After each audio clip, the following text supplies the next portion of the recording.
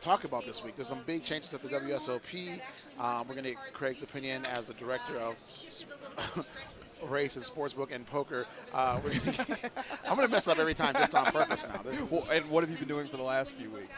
You were making an attempt? Yes. No. Okay.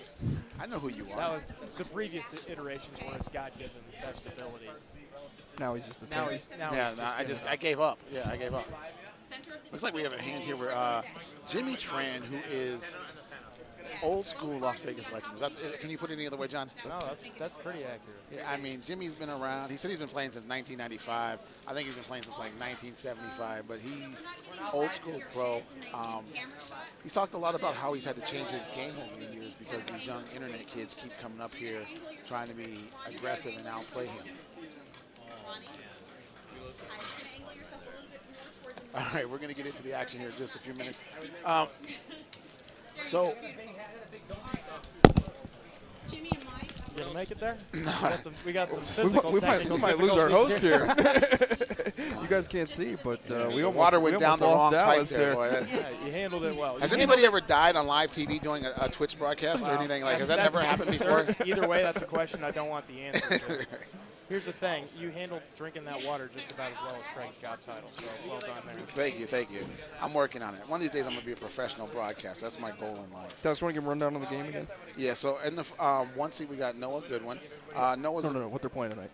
they're playing 2, 5, 10, no limit hold'em, sir. Sure. If you knew that, you didn't have to ask me. You could have just told everybody. Well, I wanted you to tell our friends. You know I don't know how to do my job. You know I don't know how to do my job very well. That's why I'm here. Nah, it's all good. Looks like Noah's raised to 40 with a Jack 10. Don't have any of the straddles on. It's been prolific the last few streams. Hopefully we get the straddles Oh, on. I'm 100% sure that with this lineup we will get some straddles. Oh, yeah. This is going to be fun. These guys seem like they were they seem really excited to play tonight. So, which usually going to translate to a decent amount of straddles and a decent amount of action, I would assume. Tony G, first pot he plays, the old 7 high, puts in the 3-bet out of position, just picks up that beautiful dead money, makes it look easy. Moving on to the next time. And speaking of moving on, I'm going to just – next week we're playing 5, 10, 20. We have 10, 20, 40? 10, 20, 40, young Did we man. kick it up? Officially, Of course we kicked it up. Wow. We knew that was And then we coming. took the cap off, right? Yeah, the lid is off. It is. We have an amazing lineup. We have guys from the WSOP main event final table. We've got bracelet winners. We've got It's A lot of the guys that play in our 10-20 game on the regular. daily. Yeah, it's going to be a really amazing lineup for next week. So I had really good chats with a lot of these guys beforehand. Tony Gargano. Gargano. I'm going to get it right one of these days. Race and sports book. Poker director of poker See, operations. nobody knows what he does. He just walks around here in a really tight suit. Fitted. Fitted. Yeah. Well tailored. Well tailored. Yeah. You might want to give your tailor some more money for the extra material next time. One man's well tailored is another man's seconds for dinner. So Tony Gargano, he's one of those Magic kids. Really? Magic the Gathering. Really? Yeah, a lot of Tony is? Yeah. I did not know that. So Tony, see, that's why I taught these guys before the stream. So I can understand. Got somebody. So, I was too busy in my suit. trying to get out of it, right? Trying to breathe. I couldn't breathe before the stream, so I couldn't talk to anybody. So there's been an influx of players who played Magic the Gathering and have become pro poker players. And I talked to Tony, like Harrison, Anthony Gregg, Greg Merson, who won the main event. These guys are all Magic the Gathering players. And I talked to Tony about what's the correlation. And he said that basically there's a lot of time spent in learning Magic. And if you're going to spend that much time in learning how to play a card game, you might as well learn how to play a card game you can make some money in. There are Magic the Gathering tournaments. There's actually one coming up here in Vegas in a couple weeks. And he's going to go play, but he says he's only playing for $2,000 or $3,000, and you got to win 14 matches. Where now he can win that kind of money in a matter of minutes on a poker table. Sure. Fair enough. So, but Got to stop the presses here 1 second. Michael Macy, if he can find a call. All right. So Michael Macy finally made the best hand for the first time in about 6 hours of live stream play, and got outplayed in the hand by David. No pair, no draw. Bet turns that river, wins it. David is in our 8th seed. David is from Maryland. He's a big fan of our friend Johnny Grooms at National Harbor. Oh, really? Yeah, big fan of. Loves the room. He says he plays the regular 10:25 game there. He says they get it every night of the week. He loves the action. He actually had a cool story about how his best friend Izzy, he actually met on a trip to Vegas here at the Bellagio. He was sitting at a table, and they were talking. The guy says he's from D.C., and somebody was like, nobody's ever from D.C. And he's like, hey, I'm from D.C. too. And they started up a conversation. They exchanged numbers, whatever. Now they're best friends, and Izzy, they have a little home game with their friends, and they hang out together. And that's kind of a cool story, though. Like, you go halfway around the country, or completely around the country, meet somebody from your hometown, and become friends with them. So Michael's going to raise a 40 with ace-king. Is he going to get called here? Second hand in a row. Open got defended by the 6-7 of clubs. His top pair against the club draw this time. This is going to be an interesting hand. Yeah, Noah's getting checked. I am, just so everybody knows, I am openly rooting for Michael Macy. He lost $7,000 last time he was on the stream in just brutal fashion. Yeah. It would have been and he hard took it to in lose stride. less, yeah. It would have been hard. It took it in stride. In fact, we actually talked to him beforehand about the hand he played with Ron Peace the last time, where he flopped the bottom sets against top set. And he said he almost folded. He said the only reason he didn't is because he knew Ron so well that he knew that Ron was capable of bluffing there. But he really felt like he was beat. Of the time he was beat there. And it was kind of a hard thing to do.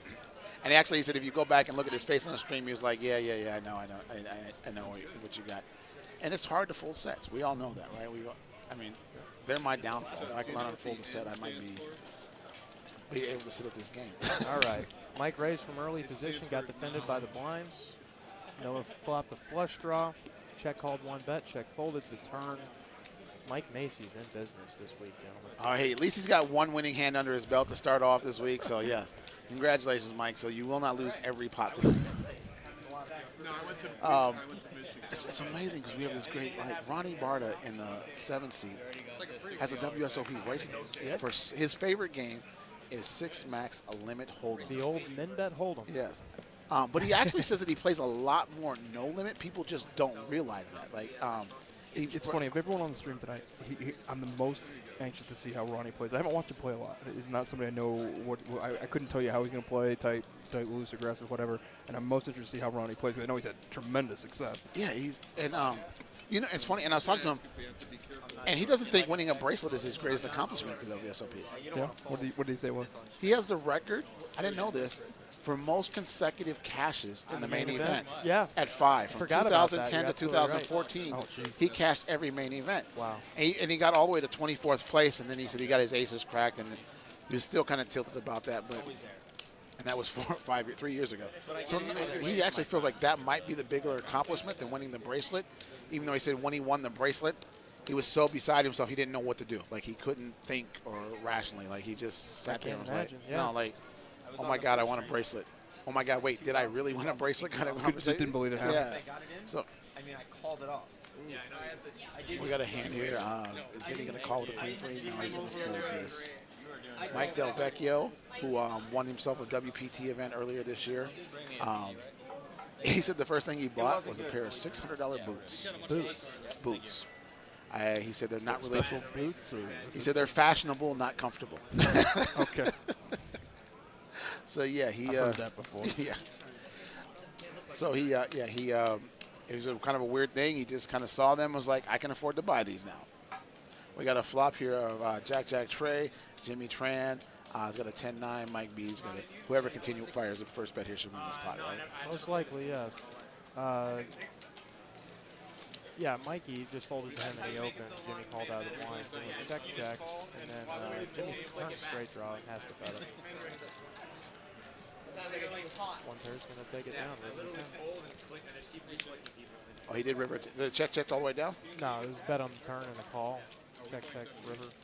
Tiny little pot. Winner. Jimmy. I would love to. I mean, obviously. Okay, for the fans. We're arguing about Mikey in the 6th seed. His name is Mike Del Vecchio. Not Mike B. He's Mike B. Mikey B, but he wanted Mikey B to be Oh, on what's the nickname? the nickname. I don't know. Mikey B, apparently. I don't know if there's a story behind this or just goofing around, but, you know, it was Anonymity here, or don't want to know who he is? anonymity for the guy that we can name off as to where he won his last tournament. I was talking to Mike beforehand, too, about winning that tournament. He was talking about, like, He's been playing poker since he was 21 years old. He's 29 now. He just won his first WPT event. And I asked him what it was like to win that event. And he said it was so emotional that all he could do was cry. Really? He said it was. He said he maybe likens it to a baseball player who wins a World Series, or maybe a football player who finally gets to the Super Bowl. You know, like John Elway. He said you've been playing for 7, 8 years, grinding out. You have this idea. You've been working at it and working at it and working at it, and then it finally pays off for you. Yeah. What do you do at that point? Are we live yet? He said he was just so So overcome with emotion that, that all he could do was cry. He was just like, finally. There's a headshot of him, you know, with all the money and the trophy, and he just looks like he just got yelled at by his daddy. Yeah, he's It's like he's just red-eyed. I mean, it's a happy red-eyed though. right. I mean, I don't know what I do. What do you do when you win the main event of the WSOP or the? You quit. You're your job. Right, I mean, right? Like, I mean, no, but I mean, buy some stuff. You buy I some don't know. boots. when you Clearly. when you Not- when a you've won the fashionable biggest, kind, not the comfortable kind, yeah. When you win the biggest event in the world, like, how do you follow that up?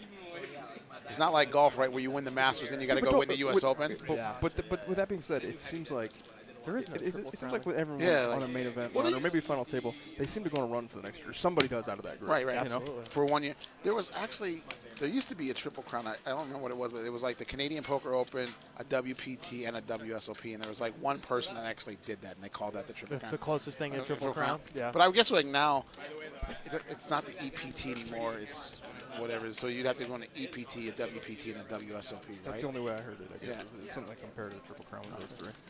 All right, so This is an interesting one. Just folded to Jimmy, and he decides the Mike X open limp is the right play with the 9-6 offsuit, and has backed himself into a straight against Queens up. There's a bet. I'm assuming we're going to get a raise out of Jimmy here on this river. why would Vinny not think that Queens up would be the best hand in here on this board, right? Limp pot and a 4 straight makes it a little sketchier. That is a raise. So, Dallas, correct me if I'm wrong. Vinny was the player that sent us an email that want to get on the stream. We Yes. don't know much about his play. Poker at BellagioResort.com. He really is kind of a wild card this week because we don't really know much about him. We know he's from Florida. He's been playing for about 7 years now. He considers himself a grinder. So, but he is the wild card. He's probably the person we know the least about in this tournament. Noah Goodwin, who's our one seat, was a college golfer. Went to Georgia He Tech. said he moved to Vegas just to try to pursue his dream as a PGA player. So yeah, he It's a tough way to make a living. he said he got bored with it. He said he just had over the Border years. playing golf. You see Yeah. the ball, hit the ball, it doesn't even move. I Yeah. mean, I love golf, and I can imagine trying to grind it out. You turn it from your passion into your career, probably changes some things about He it. said, his dad taught him how to play when he was younger, and he loved it for a long time and got him to college, got him an education. Came out to Vegas to play. His roommate was playing on online poker, and he just kind of started following his roommate. He said he spent about a year trying to grind out 1-3 games and breaking even, maybe slightly loser, before he actually, started winning at the game.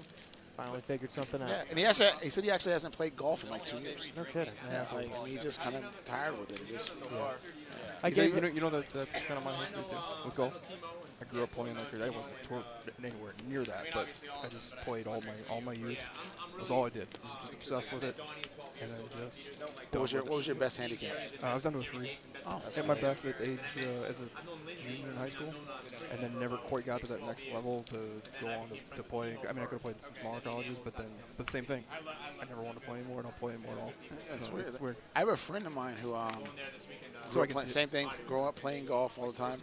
Actually, back then it was the Nike Tour. He got his Nike Tour card yeah. and got into the PGA Tour. And he was a scratch golfer. Oh, sure. And he, Well, if he's on the tour, he's probably +1, +2. right. But he said that At least. eventually he felt like, and this was kind of like in Tiger Woods' prime, along with the Sergio Garcias, and the Ernie Els. He was just like, I can make a lot more money hustling games at the regular court because I'm not going to beat any of those guys. So he was like, he gave up playing professionally to play recreationally. And he plays poker now. I was talking to Noah about this earlier. A lot of golfers play poker. A lot of poker players try to play golf. And I was like, what's the correlation? Why is it the same? Gambling. That's number 2, actually. There's That's so much gambling on the tour, though. yes, but he said that's number 2 to him. Huh. He said number 1 is the mental aspect of the 2 games. Okay. Because when you're out there and you're on your golf game, you feel like you're on top of the world. You played 16 holes of what you believe is perfect golf, and then you shank one off the tee on 17, and you give up 3 strokes. And you just, you know, how do you recuperate from that coming back to the 18th hole when you actually have a chance to place or win some money? So we got a hand we got an interesting one here, yeah. I want to go back to that. We're going to hand. Under the gun, Noah opens the ace-5 of spades. He just gets called by the world. Flop comes ace high. We've got a gutter, 2 under pairs, a 9 high. And, yeah, Noah accidentally has the best hand here in the old 5-way pot. Looks like Ronnie turned a straight here. Ronnie just gins the turn. Nobody's got a hard draw, so we're going to have a bet. So Noah bets $110. Yeah, Noah checked over to him. Ronnie's closing the action here with a, unbeknownst to him, a 9 high behind him with the stone nuts. 1 flush draw to fade. It's funny because, like, I see Ronnie play a lot of limit. He would have snap raised this already, right? Now he's because this hand would have been at showdown about 3 minutes ago. right. Now because he's playing no limit here, he's got to figure out how he can get the most money out of a play, right? Because unfortunately, Noah makes aces up on the end.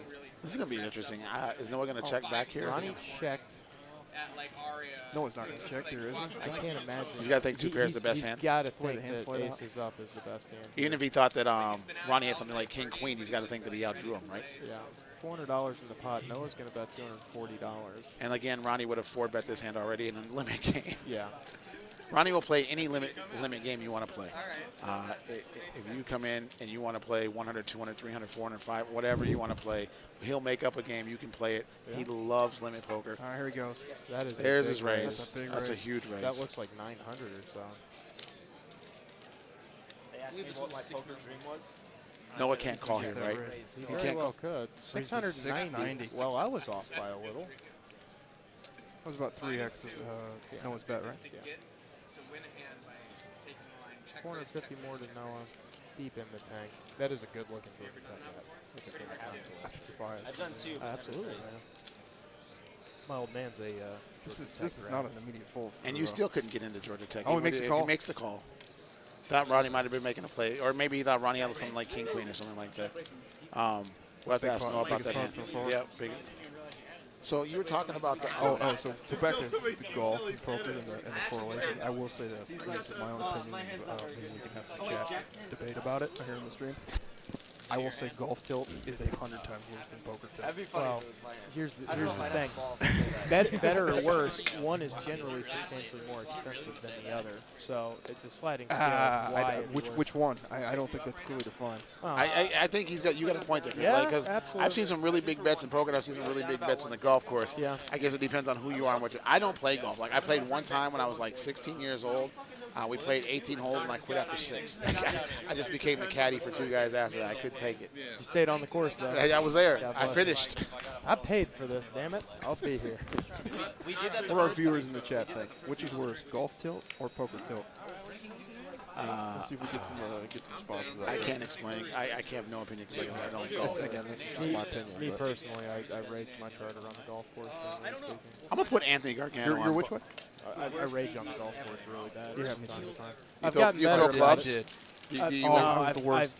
I've removed that from my wheelhouse. Now I just kind of seethe internally. But, you know, it's a learning if you do experience. throw some clubs, I got about 150 of them in the shed in the back of my house. Well, if they're not good clubs, I don't know it what a good doesn't- club is. It's, well, here's the thing. Like, you know, when you There's spend no satisfaction in yeah, throwing it. yeah. If you snap an iron in half that you got from the Goodwill for $3, it's whatever. But if you got, you know, the custom fitted $1,900 set of irons, it feels great when you snap that 3 iron. I'm gonna, yeah. I guess I'll have to take your word for it. He's right, though.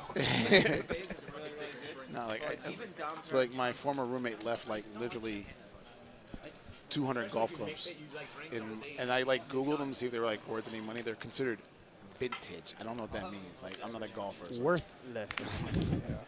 Unfortunately. There's not a whole lot of antique increase. So we did get notification from producers. The players did put the 7-deuce game on. Oh, 7 deuce, nice. About 6-7 hands. Is it a $50 7 deuce? Do we know? Or Yeah, what are we $50 from each player. If you can win at showdown With or without showdown, if you win the pot with the old 7 Thank deuce. you. That's what I was trying to say. But yeah, $50 for each player, $350 for some interesting hands. Next week they want to play the button in the 2040. What are we playing? 2040, 80, 10, 20, 40? 10, 20, 40. It'll go to 80. I promise you that. Yeah, oh, it'll be 160, 320 easy. I'm going to put Tony Gargano on blast because he actually went to the University of Michigan. He's wearing a University of Nebraska jacket here. Maybe it's just laundry day. Yeah, somebody in Michigan is very upset with him right now. But he tries to say he represents the entire Big Ten. Nobody represents the other schools.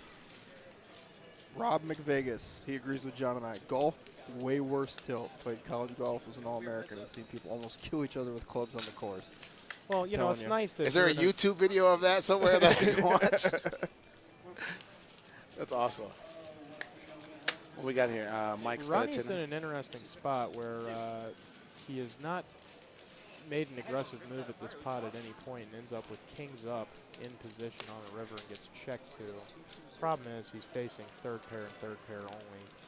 Michael Macy's going to struggle to put another chip in this pot. Just lets it go wisely. Yeah, Mike learned a lot from last time. I was talking to Mike about how he just, I mean, it's horrible. Like, I mean, he just ran amazingly. Like, yeah, it was a textbook definition of just what not to do. You know, he just should have stayed in bed that day. yeah, it was, and it's no fault of his own. The cards just ran from him. And I asked him, I said, how do you just take those kind of beats? I mean, you lost $7,000 in 2 hours. He says it's part of poker. He's like, if you can't understand that there are days when you're just going to lose, then you probably shouldn't be playing the game. Yeah. Right? He's like, it was fun. He said, maybe I drank a little bit too much at the end. That's not going to stop me from drinking tonight. He did say he was going to try and restrain himself a little bit relative to his. I want to bet on that one. Yeah, well, right. He did say that at one point somebody pointed out a highlight towards the end of the stream that he was involved in that he had zero recollection. So, you know. No, he really talked about, like, he was laughing about it the entire time I'm talking to him. He was like, it's just part of poker. It just happens. And then, you know, we talked to Burt Brown last week, who was snake bitten. Every possible situation, aces versus kings, and whatever could go wrong went wrong. And Burt said, it's just variance. You're going to lose sometimes, and there's nothing you can do. You just hope that you play your best and make good decisions, and eventually the math works out for you. Ronnie Barda opens a pot position, gets 2 callers, flops the old nut flush draw on the inside board, check, bet, fold. Easy peasy. Not a whole lot of big decisions. Can you say that all again? Easy peasy? No, check, Run that hand down. Yeah, one more time. No, it's too late. We're moving on to the next boys. It's out of your memory already? Yeah, actually it is. Ronnie had the king of spades and the flop came ace high and whatever I said before. Did better the first time. I know. Pretty impressed. Well, normally they I didn't even know you were paying attention. Normally they don't ask me to run it down twice. So let's talk about a couple things here about the Bellagio. Okay, so right now we're playing 2, 5, 10. Yep. We do allow you to straddle a straddle, so you can go 10, 20, 40, 80, 160, 320, blah, blah, blah, around to the button. You'll notice on the table everybody's got those plastic cups with chips in it. Those are reload cups. The chips are not in play until they come out of the cup. So if anytime you get below our $2,000 cap today, you can take chips out and then they're in play. Great look at the room. Of course, it's Wednesday night as always. We're busy. Lots of games going on. If you want a game, you've come to the right place. We've had a lot of tourists in here. We have a big convention in town, the SALT convention. This thing is unbelievable. Do you know what this is? Yeah. It's the Skybridge Alternatives. It's a bunch of venture capital money that comes into town. There's a Fox News truck parked outside the back. That's how big a deal it is. I can't think of any other convention that gets like cable news coverage. Yeah, it's crazy. Like, it's probably the most money that comes through the doors here ever. We got 2 ace queens in his hand. That's gonna be interesting. It's gone a raise from David and a call by Mike Macy with the suited Jack 10. Vinny, next seat over, decides to 3-bet it to 200 flat with an open of $150. Mike Macy's getting pot odds here, right, to call this end position. Yeah, he's on the button. He's going to have to deal some cards here, see what happens. I actually kind of like his hand against two ace queens. Unfortunately, he misses. He's got the queen of clubs, Vinny's got the queen of clubs in his hand for the only club anyone has seen. Let's see what Vinny can do here. And again, Vinny's our wild card. He hit us up at poker@BellagioResort.com. He's from Florida. We don't really know a whole lot about him. Looks like he's going to just go ahead and bet his queen of 5 flush draw here. He put the 3-bet in. He's going to c-bet this flop. Michael has the gutter, just lays it down on the board. Easy peasy. That's the phrase of the day? Well, that one wasn't easy. So, a lot of stuff going on in poker right now. Well, first of all, we got to congratulate our friend Ryan LaPlante because he, like everybody else, beats Craig in food bets. So we got to give him a shout out. He made 2 final tables For the scoop? at the Scoop, which is easy. Flew to Toronto to play the tournaments. Made 2 final tables, 1 in PLO, and which he's actually very excited that he made that final table, giving him a little confidence going into the World Series of Poker. He's now going to play the 10K event. David's got kings here. What's he going to do with this hand? Looks like he's going to raise. Second pot in a row. He's opening from early position. $50. Looks like the standard open for the time being. Over to Vinny with the 2 Vinny's got aces on the button. And keep in mind, the very previous pot, David opens.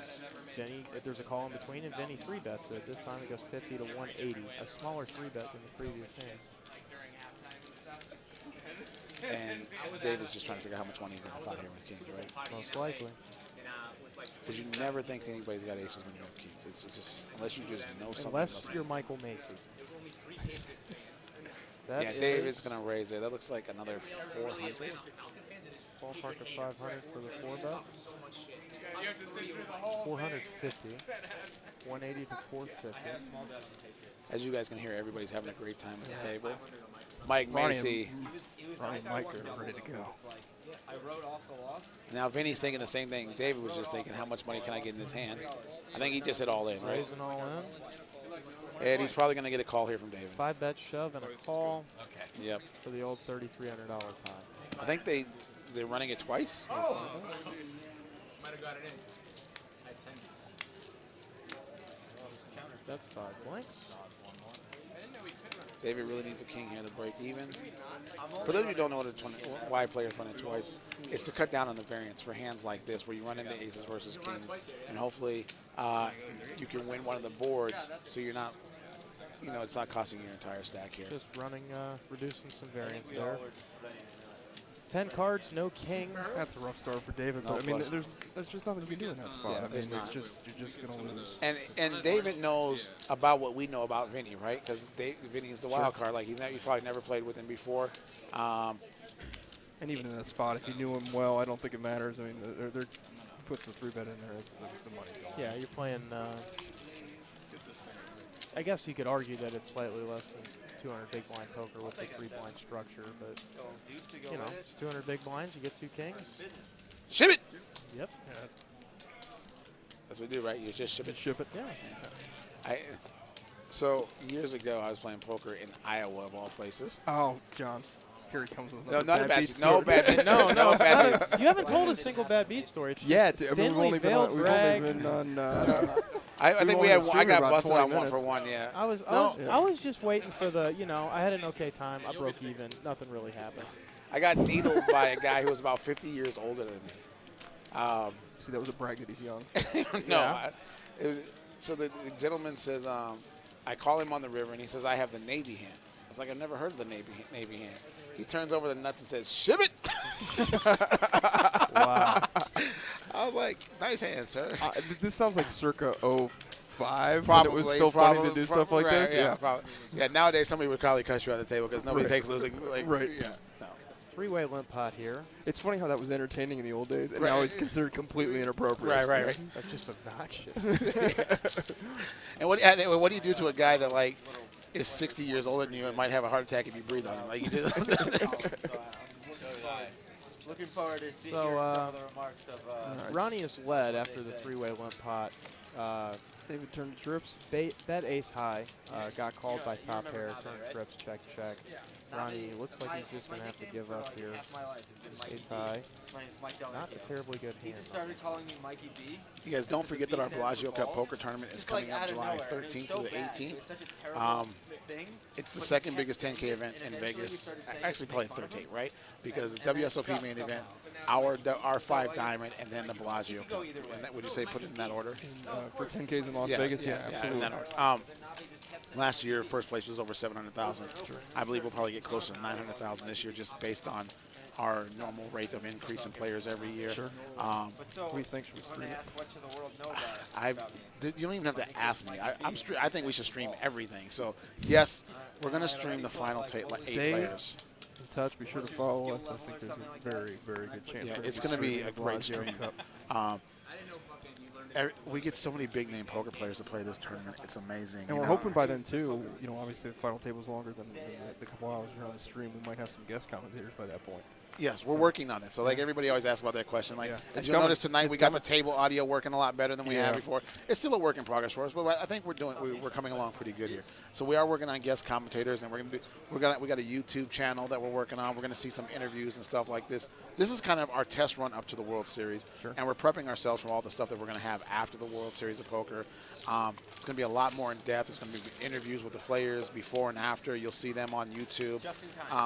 I think it's going to be a lot of fun. I'm really excited about the things that we have planned coming up for our Twitch feeds here.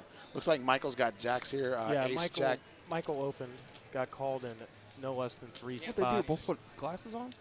And Michael couldn't see. He was like, I can't. What's the flop? We've got a pair of 10s by Tony on the button versus the overpair. Looks like it's probably going to be a heads-up turn. So it's a bet of $120 in a call. Heads up to a turn. And, Tony's got a pair of 10s. Okay, I thought it. Yeah, he picked up a gutter to go along with it.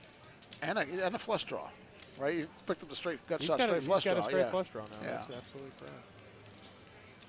Boards, is Mike worried about, he might be worried about somebody flopping a set on him. Yeah. But he's not, he's at 9-8 maybe. What was the action pre-flop, John? Do you remember? Michael opened for $40 and got called in 3 spots. Okay. And Tony's on the button, so it is possible he played at 9-8 or something like that. Yeah, Tony called third in on the button after Mike Delvecchio to his right. And Tony's never folding here, right? He's got the top pair, straight flush draw.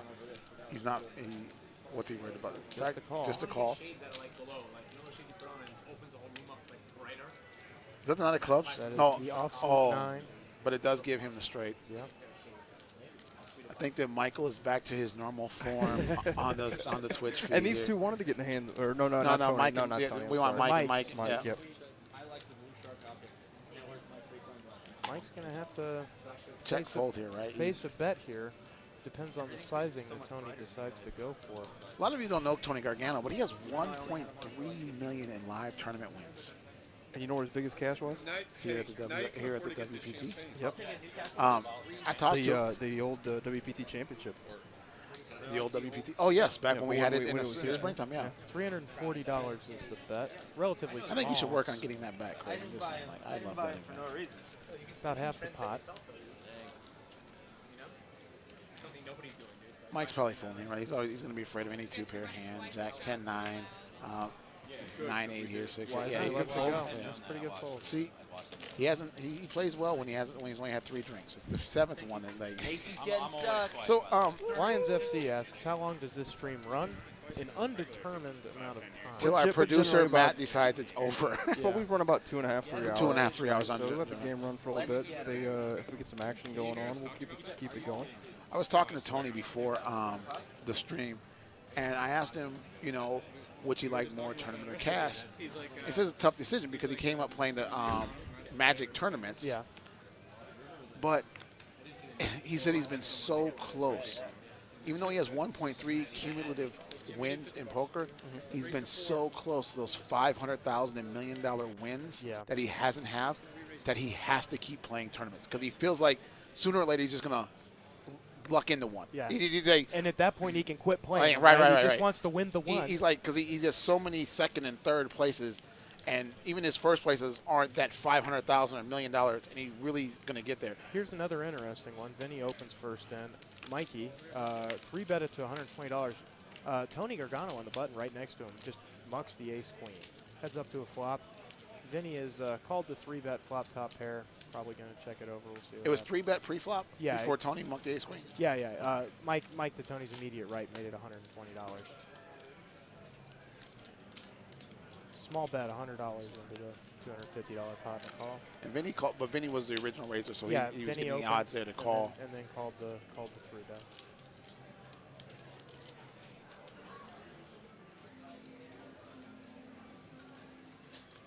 Check it again. Mike checks behind. Checks back. Board pair. Vinny's got to think he has the best hand now. We can't see Mike's hand. He's got to imagine you're up against the ace, king, queen pretty often.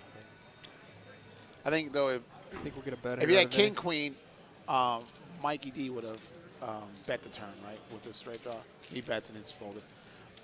Now we didn't see Mikey's hand there, but So then he leads out. we, take it. how do I do it? Last year, we did one event we called the shot. You get 30 seconds after in hand, you get 2 time extensions. For 5 diamond, you mean? Yes. Yeah. And it was our biggest tournament outside of the main event. The WSOP. What was the buy-in for it? 1K? 1K. Yeah, but I think it was our biggest 1K. It was our biggest 1K, and it ended up like 5 levels quicker than any of our other tournaments with the same structure. That's great. WSOP has changed their clock rules this year. Yes, they have. I used to be a player back in the day that always never called clock on anybody because I felt like people had a right to play their hand. Well, here's now the other I'm not thing. that guy. I call clock. The overall pace of play for no limit hold'em, especially tournaments, has significantly slowed over the last, call it 5 years. Yes. So I am in favor of shot clocks. I remember a while back, Ari Engel, who's actually on the cover of Card Player magazine this week, was arguing against it. We got an interesting hand here real quick. Yeah. Is that 10-8 of spades? Yeah, on a spade draw, flush draw? Folded the Mikey, and he decides to open the 10-8 of spades. Gets called by Tony hand. immediately behind him, and then David on the button with the 2 deuces. Tony has flopped top and bottom pair against Mikey straight and flush draw. That looks like a bet and a raise. Mikey's not folding here, right? 220. He might 3-bet him? 110 to no, 320. 100 to 320. Mikey might 3-bet this. Yeah, Mike might go bet 3-bet here. Just try and funnel a bunch of money in. It's going to be interesting because Tony has 2 pair, so nobody's folding here, right? No. That is a call. Heads up to the turn. And that's 4 of diamonds doesn't do anything for either one of them. Tony's got a chance of winning this one on the turn. We'll see. I think Mike folds a straight draw, flush draw. I mean, he's got a chance to. He's not compelled to put all the money in on the turn, on the blank turn. How big of a bet would you call here on a $747 pot, John? I probably would have just found a way to idiotically get all the money in on the flop. Let it go brick twice. But you could run it twice, and maybe you go brick 4 times, right? Yeah, that's the actual skill here. $480 into about an $800 pot. It's $747, so better than 50% of the pot. It's one of those spots where if Tony knew what he was up against, he might have bet more. But that's the secret of the game, right? If we all knew what we were up against. Well, yeah, it's a different game if the hands are face up. Let's talk. Just a call. This is a big pot. Mike was talking about when he first came out here when he was 21 years old about how the games were so good, and he said the biggest advantage he had was he felt he could read hands when other people couldn't. That's a unfortunate card for Mikey. Yeah, it's a scare card, right? It counterfeits Tony's 2 pair. Yeah. Figured as much. It's going to be hard for Mikey to get a whole bunch of money into this pot. Also, well, it makes a full house, right? Scared of the board pair. He's probably check calling here, right? This river might go check. Here's the deal, though. Tony did not raise behind Mikey here. So is Mike putting him on a hand like ace-queen? I I mean, this is just a very interesting pot. I mean, Because Mikey opened pre-flop, was the original pre-flop yeah, raiser. Mike opens In and Tony just late calls position. the So, very like, next seat. with Tony being in later position, he might have 3-bet in a hand like ace-queen. So is Mike putting him on that hand here? I don't know. I mean, it's definitely he just shifts it. Oh. This is an interesting bet. Now the question is, does Tony think he has the best hand here, or is just turning his hand into a So bluff? for the viewers at home, the 9600 is not the actual stack size. Yeah. Correct? No, That's the no, number. he's got about Good old glitch. 3,000. The relative stack here to be concerned with anyway is Mike Delvecchio's got about $850 behind. So that pot isn't quite that large at this point. Tough decision for Mike with the 10 high flush. Because that's the other thing, right? Because Tony could have been raising there with the king jack of spades, with the gut shot flush draw to the the bigger. Absolutely. It's a weird spot, but I mean anybody who's ever played poker's kind of been in this. Now you have to just try and know what you. And these guys have played a lot of poker together. Mike and Tony have known each other for years. They play tournaments together. They play 5, 10, and 10, 20 here all the time together. Oh, and Mike lays it down. Wow. That's a big one. That's a big You one. got to think of having Mike's hand specifically in his spot. For hands you want to get the showdown with, the 10 high flush is about the worst hand that he could have. Right. And, Tony's showing a lot of aggression. It's a great fold. That is, It's a great fold. It's a great bet by big- Tony. well, Well, big that fold. too. I mean, So well played by Tony. the WSOP changed their clock rules this year. great fold, great bet. Sorry. It's always great when somebody folds the best hand when I you mean, win we the get pot. it. You're rooting against all the guys named Mike. Yeah. Well, there's a lot of guys named Mike at the table. Well, so. and you're rooting against all of them. Well, they were rooting against each other too. So I mean, they were in here to try to bury each other apparently. So I am one who's for the shot clock. Like I said, Ari Angle thinks that it's bad for amateur players. I actually he says it's bad because it makes amateur players have to rush to make a decision. I think that once an amateur player has made a decision or is trying to make a decision whether or not to call a pot, having a pro player stare you down for 3 or 4 minutes is probably more intimidating than trying to make a decision on what you're going to do in 30 seconds. How do you guys feel about that? Here's my opinion, and at this point, it's 2017. Everyone essentially learned to play poker in the last 15 years. Learned to do so where? Online. Yes, where you had what? 10, 12 seconds and your time bank. I mean, why is it not translated into live poker? And I think there is some, I think you talk about an amateur player. I think there's some social pressures to slow down, to not look like you're playing too fast, or that potentially be a tell. And if you eliminate that, I think it is in fact good for an amateur player, where everyone's on a shortened level playing field for sure. And like you said, it does. I don't think it's bad for amateurs at all because it speeds up the pros who might be able to analyze the hand over a longer period of time. Yeah, and but again, everyone's at the same level. If you make the amateur player uncomfortable, whether or not the end result is being in his benefit, maybe that's the other thing you need to concern yourself with. But I don't think amateur- they would be. I don't think they would be uncomfortable if everyone's bound to the same decision-making time. I actually think that. Yeah, I you think still, that it's still a level playing field. Yeah. If you're an amateur player and you're making a bluff in a pot, right? And a pro player has 30 seconds to make a decision here on what they're going to do. Is that more to your advantage than the guy sitting there staring you down for 2 or 3 minutes? Yeah, I can see that. You know what I mean? Like, now you're putting somebody, it kind of levels the playing field, in my opinion. You know what I mean? Because now the pro player maybe doesn't have enough time to analyze the hand the way he normally would have. Sure.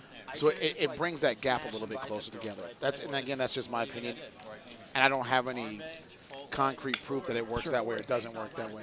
The WSO. And listen, it's we're splitting here. So at the end of the day, the best players are going to win this game. So, but to John's point, what's it going to do for an amateur player playing in the tournament, which is good for everybody? And I really think it's just a better situation for what you just said. I think that it levels that playing field and it does shorten that amount of time, at least in their mind. So Right. The real interesting thing, though, is a lot of times what's actually in the best interest of the amateur player doesn't want. The best example I can think is the better a tournament stack structure tournaments? is, Right.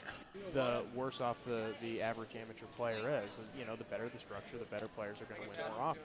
But, these guys come out and they play one event or two events. They want as much play as humanly possible. But Craig, to your point earlier, everybody's learned to play poker in the last 15 years, right? Are there really any true amateur poker players out there anymore? I mean, Oh, absolutely. you think? Well, I think. But what's the yeah, percentage absolutely. of them compared to before? I mean, Well, I think it's quite high still, but I think that obviously most regular players play at a higher level than before. But that's not to say that the best players are still going to be able to beat up on those players quite a bit. So, because like one of the things I was talking to Mike Del Vecchio about is that It's an interesting flop here. Noah's open, the queen 10 got called in 2 spots. It's a gutter against top pair and the flush draw, and just the 2 naked overs. Tony does have the ace of diamonds in his hand if he wants to get weird with it again. the term is jiggy. For you. The term is jiggy. Looks like Noah Tony's bet. just got out of the way. So to the pre-flop raiser is Noah. He continues. And we're heads up to a ace of clubs turn card. And Mike just flatted there with the top pair flush draw. Yeah. I'm rooting for the jack of diamonds on the river just to see what kind of action I can get in this hand. It's already gone. People asked me to buy, so I just made a schedule for them. Who opened this hand pre-flop? Noah. No, it didn't. I wasn't like So now he can represent the ace I there. would normally buy, but like with the tournament score, like I'm sort of getting like pre-rolled on. Sure, yeah. Buying action. but Mike's not going Free roll with other the people. pair of flush draw, obviously. No. Small bet of $190. Selling like home. I kept the 10K limit holding on the 10K in the $300 main. pot. This means it's slightly high on lot profit. 650 in the middle. A lot lower markups. Just put together like 14 really good tournaments. 7 of clubs might scare somebody, thinking that the jack 10 is out there. You play the limit tournaments? Yeah, all three. 1,500. See if Noah can fire the third barrel here. And a 10K limit holding. I'll play the 1,500 horse. Doesn't feel right. Verbalized never bet of feel something. comfortable I'm guessing around $450, $500. Probably not. I actually just got a real life job. Mike in the tank, second. Yeah. Whenever I have people hold the place, I real I'm life. an engineer, in fact. If Mike had raised his hand on the flop, put the top pair in the flush draw, would his hand be over with? It would have been played a little differently. I think, Mike has the opportunity to raise, get a good scare card on the turn. If he's got the fortitude to bet it again, probably wins it with no Italian, I'm contest Italian, and I on get the you a turn. short thumb as well. See if he can make a good call here. Yeah. So, I mean, I'm probably sneak out for a weekend or so in June, July. Oh shit, am I the only Jew at the table? Mike lays it down. Very rare. It's been a couple pretty The mic pretty is not doing successful. very well. good you're bluffs not Jewish? on this thing so far. Nice to meet you. So So Takeover's got a good question. Would it be streaming in Bobby's room in the near future? I don't think so. I think those people guys who play that for level $100,000 a pot don't want probably to don't show want their to. whole cards. But so probably not from Bobby's room. But We'll have some big game 25, next week. 50. Yeah, we're gonna get some Next big week's games 10, coming 20, up. 40. Yeah, for sure. Again, if you want to play, all you got to do is hit us up at poker@BellagioResort.com. I'm on Twitter at DallasScott73. My co-host John Harden is the Great Hardini. And, of course, we're at Bellagio Poker for Craig. There's another gentleman in the room. He is the director of poker operations and the manager of the Racing Sports Club. No. See? Nobody knows what he does except his girlfriend. All right. Do you have a business card here or something? Here's the question I have: is when you Now hand you're in out, trouble at home again because Yeah. that's my fiance. when you hand out the business card, does it fold down to give you the? Yeah, remember it's full- got a pop out. It's a children's It's a singing book. telegram. We got Ace 9 of Hearts here against King Queen of Spades. Yeah. There's a 3-bet in this hand from David after Jimmy is open to $50. Heads up to a flop.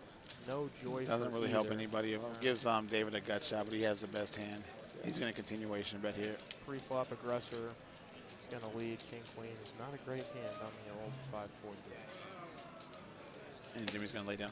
So we were talking about the shot clock. WSOP changed the rule this year to where it used to be that a player had 2 minutes before you could call clock on them. They've taken that rule out. And They've added a lot of layers to this rule. Yeah, Yes. yeah, it's substantially essentially, different. you can call a clock on anybody at any point now. Yeah. Now there is some discretion still in place if you feel somebody can always obviously defend their action if, hey, I haven't had a reasonable amount of time, but there is no by default you get 2 minutes before the clock even can be called. So Well, yeah, it was like 15 minutes ago.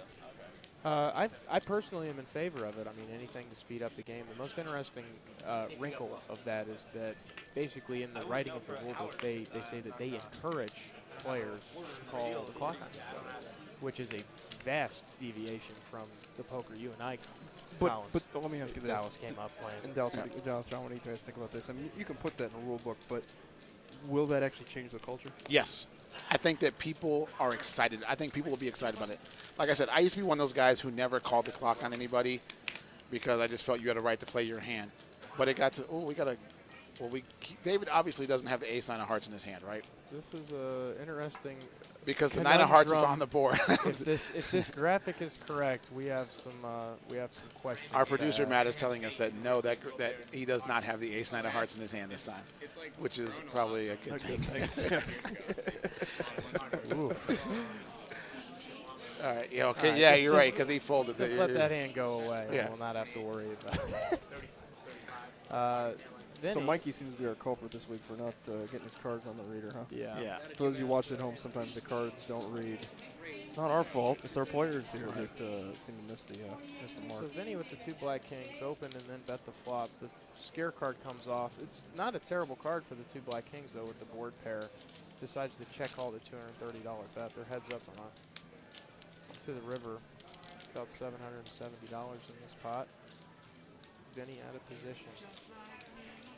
You got to check here, right? Because straight got there too, right? It's straight got there, flush is there, 6 is there. It's weird. It's going to be a check call position. It's weird to bet flop, check, turn, and then bet river when literally nothing gets there. And the other thing, Mike's on the button. Like, we know that people will play a lot of hands in position on their button and see flops even for raises. Mike's putting in a big bet here. Is that 420? 420, a little over half the pot. Man, there's a bunch of these 1 pair, 2 pair type hands that have been put to. Oh, big Mikey does have he has the 6. 3 sixes. Oh, there it is. So he flopped a pair in the gut shot, made trips on the turn. Vinny looks a little confused here. I don't think he likes his hand here. He doesn't. Like, You're beat by a lot here. and it's one of those hands where, like, because you are beat by a lot, that even if it's a bluff, you're like, okay to give it up this time. Because in the long run, you're probably you're making money. That's not the run out you're looking for. No. With the 2 black kings. And again, Mike's on the button. He could have called any 2 things. It looks like Vinny's going to pay him off. It's a tough hand to lay down. He does. He looks confused here. He doesn't. And again, Vinny's from Florida. Mike's a regular local grinder here. I don't want to call him a grinder because I almost feel like grinder has He's a bad connotation to familiar it. face. Yeah. Is that this week's word for prolific fixture in the room? Yeah. What did somebody say about prolific fixture? That the shuffler on table 23 is also a prolific fixture in the room? Yeah. Mikey's around a bit. Is Wow. what we're saying. Good lay down by Right, Vinny. lay down Good by lay Vinny. down. Good lay down by Vinny. So So watching him play for the first, 20, 30, 40 minutes here, Vinny looks tough, man. we got some chats on people who know him from Florida that says he's a very good player back home in Florida. Yeah, I'm not surprised. I'm very impressed so They're- far. I they're mean, we claiming got a he's small gonna- sample size here, but he looks like he's. So one of the controversial parts about this new rule at the WSOP Yeah, is the floor can call the clock anytime without being Unsolicited. prompted by a player or the dealer. And they actually, I believe, implemented that right at the end of the regular play of the main event last year when there were some issues with stalling. Oh yeah, where we all saw that play out on ESPN. It was interesting. I believe they removed the player's ability to put the clock on another player, and in turn would put the clock on players with no solicitation. Here's from my the take player. on that, and I think it's rooted in good intentions for sure, and I think it's obviously the WSOP they're such the highest level professionals, so that they're going to do that well. I hope that some other places don't have issues where Florida Who's a boy, we were being very smart. and I mean that you open that up, and like I said, it's not going to happen I on the biggest could- stage in the world, but as long as it's managed properly, then Yeah, I think it's a good a idea. question of do you trust your staff? Yeah, Sure. If you trust your staff, and obviously like you said, should. Craig, the WSOP has a very professional staff. Those guys have been doing this for a very, very long time. Sure. We give props to Jack Effel and Dennis and Charlie Cerisi and Kevin Ferguson, all those guys that run that tournament. They do an amazing job. And you'll hear players complain about things at the Here we WSOP. go, boys. 7 deuce game is on. 7 deuce Vinny's- game is on for David. Vinny is opened after getting 2 kings the David mucked previous hand. He did muck it. That's unfortunate. Apparently, he forgot the 7 deuce game was on. This was the interesting thing, though. It folds to Ronnie in the $2 blind. He free betted to $120, and then the very next seat is the 7 deuce with David. He decides that he'll get a better Not spot. get involved, huh? So we've got a pair and a backdoor flush draw against the nut flush draw. And we've seen a lot of gut shot These and are flush draws tonight. Raw heavy boards here. Ronnie took the lead pre-flop with his $120 free bet. Flop a pair. Vinny's gonna raise. That's my guess. He's been pretty aggressive. It's a prime candidate to raise. Yep. You can get a free turn card here a lot of the times. You want to go check. In case you get a brick, it's not a bad play. He elects for the lower variance route of just flat calling. Gin. Oh, there we go. Now here's the problem. Ronnie's only got a 10. Fortunately, you're not up against the hand you wish you were up against. Right. You let a free river card come off here if you're. I like the check back on the flush here. I really do. If he does check here. it. I was thinking that. Because maybe he can get Ronnie to bluff at the pot, or let Ronnie make 2 pair 10s and 9s or trip 10s or something like that. And even if the 10 comes off, he's going to check call with the flush there, right? No, he's going to go ahead and bet his hand. Ronnie's probably not calling here. Should I give you a bigger shovel? You know, he's got second pair, king. There's not a lot of good rivers for him. No. Right.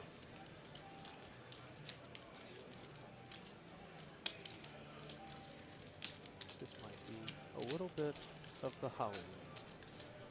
It's a $440 bet. That's nearly a pot size. Can't see anywhere. Does it look like an overbet with the nuts here? Like, and maybe that's what Ronnie's thinking about, is because it does look like if he had the diamonds here, why would he bet so much? It's just a tough. I'm not used to seeing Ronnie take this long to make decisions, because I see him in limit games and he's just snapping. Right. Ronnie actually tells me that he plays a lot more no limit than limit. We just don't know that. Yeah. He's cheating on us. He's playing other Yeah. places. Is that what you're saying? Doesn't want to give away all of his Well, secrets. like you said, I mean, he certainly had the clear record over there in the main event. Yeah, you don't get to make 5 straight cashes in the main event in a row. Well, that's Yeah, he's going to let it go. So, we're talking about the gray staff over there. Trusting your staff. You have to, I kind of like the fact that they allow the floor person to make the calls. Well, Here's my big problem with got people in tournaments, is that when you're facing a 4K bet into a $40,000 pot, is there a whole lot of decision making there really? You either have a hand you can call with or you don't, right? If somebody's betting 10% of the pot and you can't make up your mind whether or not you're calling, or like, I hate the Hollywooding. We've talked about this before. It just, I don't think there's any use for it in today's game. You know what I mean? I just think that in the old days, maybe you were trying to do something, you know, give false tells or whatever. No, the argument about the argument in favor of taking a little bit more time in tournaments that I've been given, that I can see the argument is, you know, normally you're only playing an effective stack size of what, 40 big blinds or less, and so most of the time you're planning out the potential ways that you're going to bet your entire stack. So it's not just, you know, you're 200 something big blinds deep. Do you just call? Do you 3-bet? Do you try and do this? Do you try and do that? So you're having to plan multiple streets all at once, and that takes a little bit longer than just do I 3-bet or not? Am I folding or not? So, you know, yes, tournament decisions from time to time are going to take a little bit longer. But you have time extensions in shot clock tournaments. Yeah. I don't know if you can get it, if the WSOP will give you a time extension, you know, where you can buy another 30 seconds or so in this situation. It's interesting. It doesn't sound like it. I mean, it wasn't in the rules they put out. We actually, last year in our main event for the 5 Diamond, we had a guy who was a habitual clock guy who took way too long on every single hand. And it got to the point where when we got called to the table now for this clock, he was only getting 10 seconds to act. We got a hand here, boys. Here we go. Folded Let's to go, Ronnie. Michael Macy. Folded to Ronnie in the cutoff. He opened the old King 10. David in the very next seat, 3-bets at the 150. In the $10 blind is Michael Macy. Pocket kings. Man, and what a rough start for David. That's a 4-bet here. Looks like 500 straight. That's a big. David ran his kings into aces. Now his queens into kings. Ronnie gets out of the way. He's gonna have a lot of stories to tell our friend Johnny Groans back at National Harbor. They got buddied up. I introduced the two of them actually. Chooses to just call with the 2 queens this time. Oh, is he a little snake bit from the first hand, you think? Or? Confusion about the amount. Oh, it's 500. Okay. Let's get more credits to continue. We're almost there. I had the nuts. All right, that is a string call. This is like weird because like I feel that Mike is so snake bitten on these Twitch feeds that he might actually get out flopped here. I think if you see how Queen's much gonna, the ace is gonna it's stop gonna all shut the it down. action. Stop all the action. Yeah. I bet the flop when I had the best hand. That's about best case scenario for David, huh? Right, check, check. Oh, but he can't get paid. No. I guess you hand right, ace queen right You there. did, you did. Young Mr. Macy can't do anything right. I don't even know what, like, you really got to get him a dinner to prime or something, compliment dinner to prime or something. Like, I mean, just. But he won't even tip money. And make it fun again. It's a small bet. $1,000 pot. He bets $200 on this turn. Mike's folding. He's going to smell this one. Diamonds came off. The queen came off. The ace. Was the guy, you raised the 500, 3-bet the 500, or 4-bet the 500 pre-flop. What's he thinking you got? What do you put him on? Oh, he It's calls. just $200. It's That's kind of why. a long-term mistake possibly to fold for just the $2. He's going to go check here. Can Mike represent this? Potential bluff card for Mike here. Nope. Check. 3 queens. Winner. Better luck. Mike next is time. thinking, I hate these guys. Why do I do this to myself? Like, I mean, 3.5 years. No, is he hating the other players? Is he hating himself? no, he's hating us. Is he Like, hating? he's, I don't think so. I mean, he was so excited no, to he come doesn't. back. He really doesn't care. Like, he just feels it's part of variance. And he's actually said up until the last Twitch feed, he was running really, really bad in general. He was on his downswing. And then he lost that. He lost like 6,000 or 7,000 here, and then he went on an uptick. So it kind of All right. worked. So maybe Paid his penance. you're right. He's coming back. You know, he's gonna hit his uptick again. Man. Yeah, I would take a drink after that hand too, Mike. So we had a guy here last year who was a habitual staller in hands and stuff like that, taking way too long. 3 years. I opened 3 years doing something else. And then he decided. Then we got to the point where every time he was being called, we would be called over the table. We just give him 10 seconds to act on his hand. We'd kill his hand. Well, yeah, at a certain point, it became a disruption to the entire It tournament. did. It And was, then like- we had to have a conversation and say, hey, listen, you know, you're playing for a lot of money. This is a. You did. You actually had to pull him into the office and have the dad talk You with got him. sent to the, no qualms about it. He got sent to the principal's Yeah, office. yeah. But, and you know, we have to do that sometimes. The player becomes a disruption to an entire tournament. And it was weird because, And, like, sometimes you think it's just one table's upset. He'd get moved to another table because the table would break or we had to balance the table. And then within, like, Sure. 10 minutes, they were upset with him. Sure. Like, this guy's seen one flop or 2 flops and taking 7 minutes each time. It was just, Yeah. I mean, you just have to make the argument to the guy. This got an open and a 3-bet from the 6 high, 6-4, flops a pair and takes it down. Well played in position by Noah. Yeah, you have to make the argument that what if somebody that plays at that pace played everything? How many hands level would you get? and it's not fair to other players at the table Exactly. because everybody else is playing at a regular pace and they're getting, 25 hands every 30 minutes and this table's getting 6. Yeah. And as a player, you want to be playing as many hands as you can, especially if you're short stacked, right? You want to be. Depends on where you are in the tournament. I mean, if you're on the bubble, I get that you're okay not playing hands because maybe you can eke into the money or something like that. But You know, and it's an interesting for us as the operators and the directors of the tournaments is, you know, at what point or do we need to step in for the good of the tournament? But we're also, you know, potentially having an effect on the player who's playing for a lot of money, playing for their livelihood. But usually our interests are in line with the greater good. So it's challenging, but I think they made some good changes over there. I think it's going to be good for the game. I knew it. Certainly, I literally knew stuff it. I like God, I to shouldn't have let him Ladies run. and Drove gentlemen, that oversized Jimmy center. Tran back in the game, opens. 7 To deuce. him, he 3-bets the 7 deuce. Welcome back to the game, $350. There we go. 7 deuces on. yeah, you can't. Was it just a raise and take it, John? I missed No, it. it went.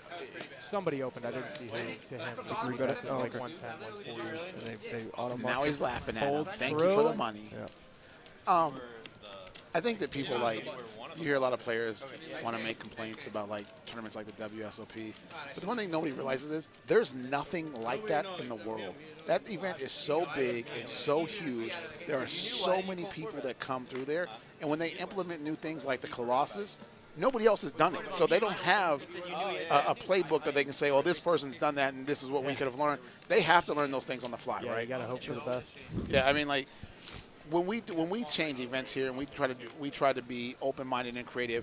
Some of the things we do that nobody's ever done before, and we think we have a grasp on what it is, but then we're like, oh, we never thought about that coming up, or and then we have to handle these situations on the fly. Sure.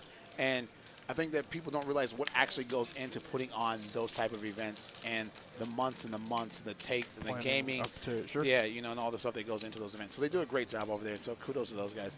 But anyway, I mean, and we're looking forward to this summer because it's really the greatest time It around is- it Las is so- Vegas for poker. Yes. And we always joke because we're always like all excited for it to get here, and then like by week 5 we're all ready to go on Tired. vacation. I mean, we get a little tired. It's a lot of overtime, you know. Like, It's all good though. yeah, no, it's I say this though, if you're not excited, for those of us who work in the industry, if you're not excited about June and July in Las Vegas, you're in the wrong business. right. And most of it, like, if it wasn't for June and July, we wouldn't do this, right? Like, I mean, like we wait all year long for those 2 months, and then and then of course the 5 Diamond in December. Like, we wait for And that's those. our our Super Bowl here. Got John, an what's going on with the hand? interesting pot here. David opened first in with the ace-jack offsuit. Jimmy calls in the cutoff with the suited 9-7. Mikey called out of the blinds. Check. David bets $50. Jimmy calls with the gutter, and Mike with the mystery hand. Check raises the field to $250. Back on David, who looks like called with ace high. I don't know what He must be floating to try to pick up this pot later on, huh? Yeah, I mean, maybe this is a consideration of the 7-deuce game is on. Maybe that's possible. Trying to pick the pot up later on. Maybe he's just stone convinced that ace-jack's the best hand. We will see. Is Mike the button here? No. Mike was in the $5 blind. He can't call. That's Yeah, it. he's gonna fold the Let ace it jack go. here. Does he show the 7-deuce? He does not. And again, if you want to be on the feed, just hit us up at poker@BellagioResort.com. Send us an email. Tell us why you should be on the stream. Be like Vinny. Vinny sent us an email. We send him back a bio. Let us know why. What's your game? Are you tight aggressive? Are you passive aggressive? Are you loose aggressive? Because Vinny seems to think that he's well. Vinny seems to think that he's all three of those. He seems to think that he's all three of those, just depending on what he does. And it's funny because I was asking Jimmy Tran earlier. I said, "You've been playing this game for 22 years here in Las Vegas. What's your style?" He said, "Depends on who I'm playing." Yeah. Oh, You know, like there's the right answer from a he said, "Depends on who I'm long-time playing." pro. You And can't that's have the a- pro's answer, 100%. Like, Yeah, he's you like, can't have a game plan before you come and sit down at the table. You've got to adjust to what the table gives you any given day. See, look, Jimmy's even got the old school swag, lean back. You know, like I love Jimmy Tran. He's one of my favorite people in the room. He's always happy to, even when he's losing, he's When happy. did he say he started? 15 years ago? He said 1995, which is 22 shot. years ago. But I'm gonna. Yeah. 1895. Yeah. Jimmy's actually 138 years old. He played with the original Maverick. David said he learned how to play from his aunt. She would come in from when she lived in L.A. She'd come to D.C. for holidays, and they would learn how to play at the kitchen table. And he just kind of got snake bitten by it. And he actually had said he never played. His first time he ever played was in Vegas in a real live game. He came to Vegas, was bored, walked in the Bellagio. They had a poker table, and he's like, "Oh, this is the game my aunt taught me how to play. Let's sit down and see." And there it was. So Michael in this pot folded to him. He opens the king, queen of clubs. Tony, out of the $10 blind, excuse me, $5 blind, decides to 3-bet it to $140. Michael calls, flops a club draw in position. Tony bets the 7 tray flop.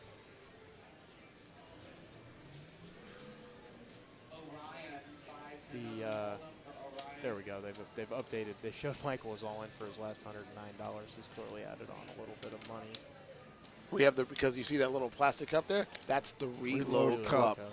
I've actually saw some players bring those to the live cash games now. So it's becoming a trend here in the Bellagio.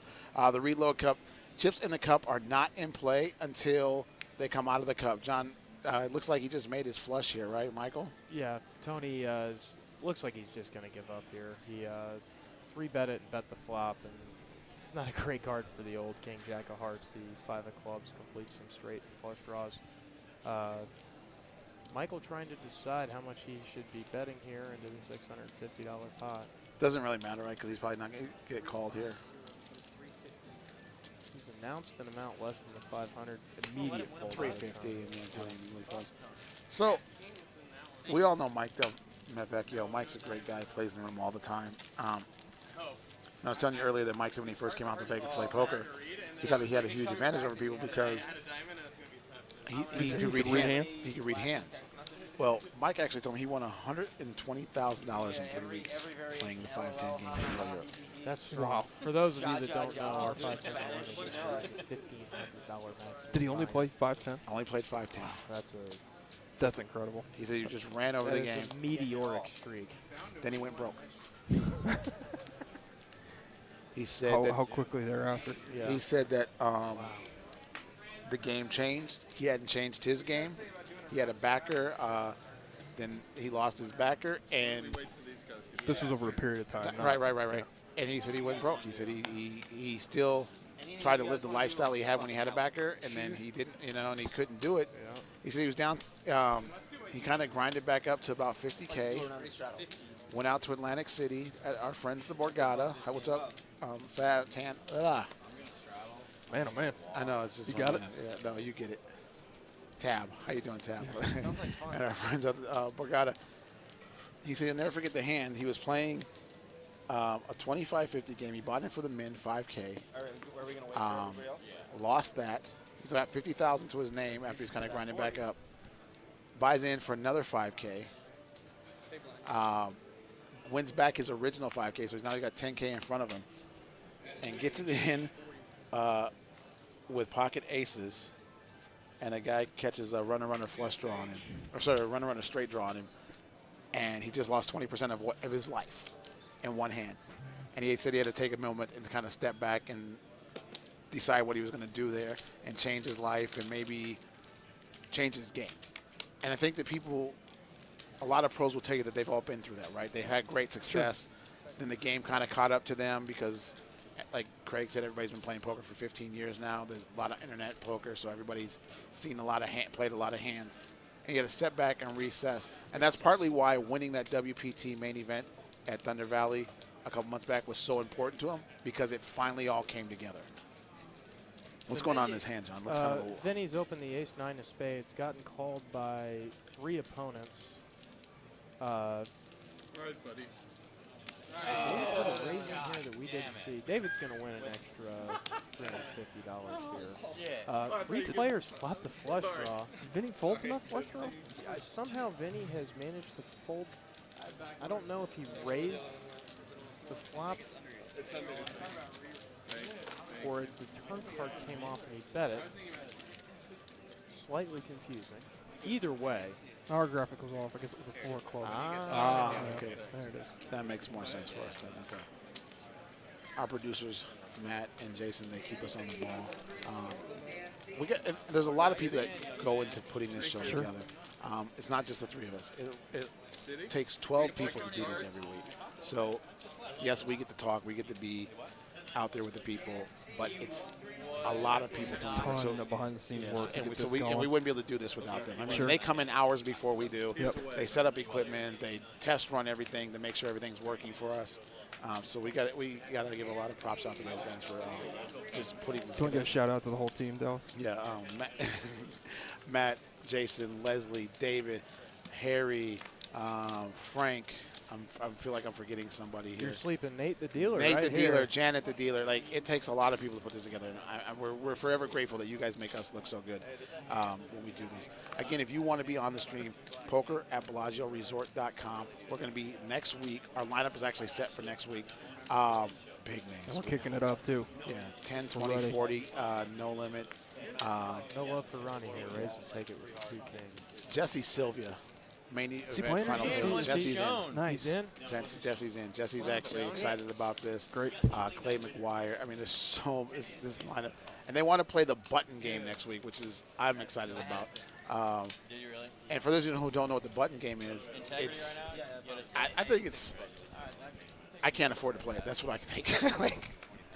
All right, let's start with this hand. Tony's under the gun. Is he under the gun? No, he's second. No, is Mike the big blind here?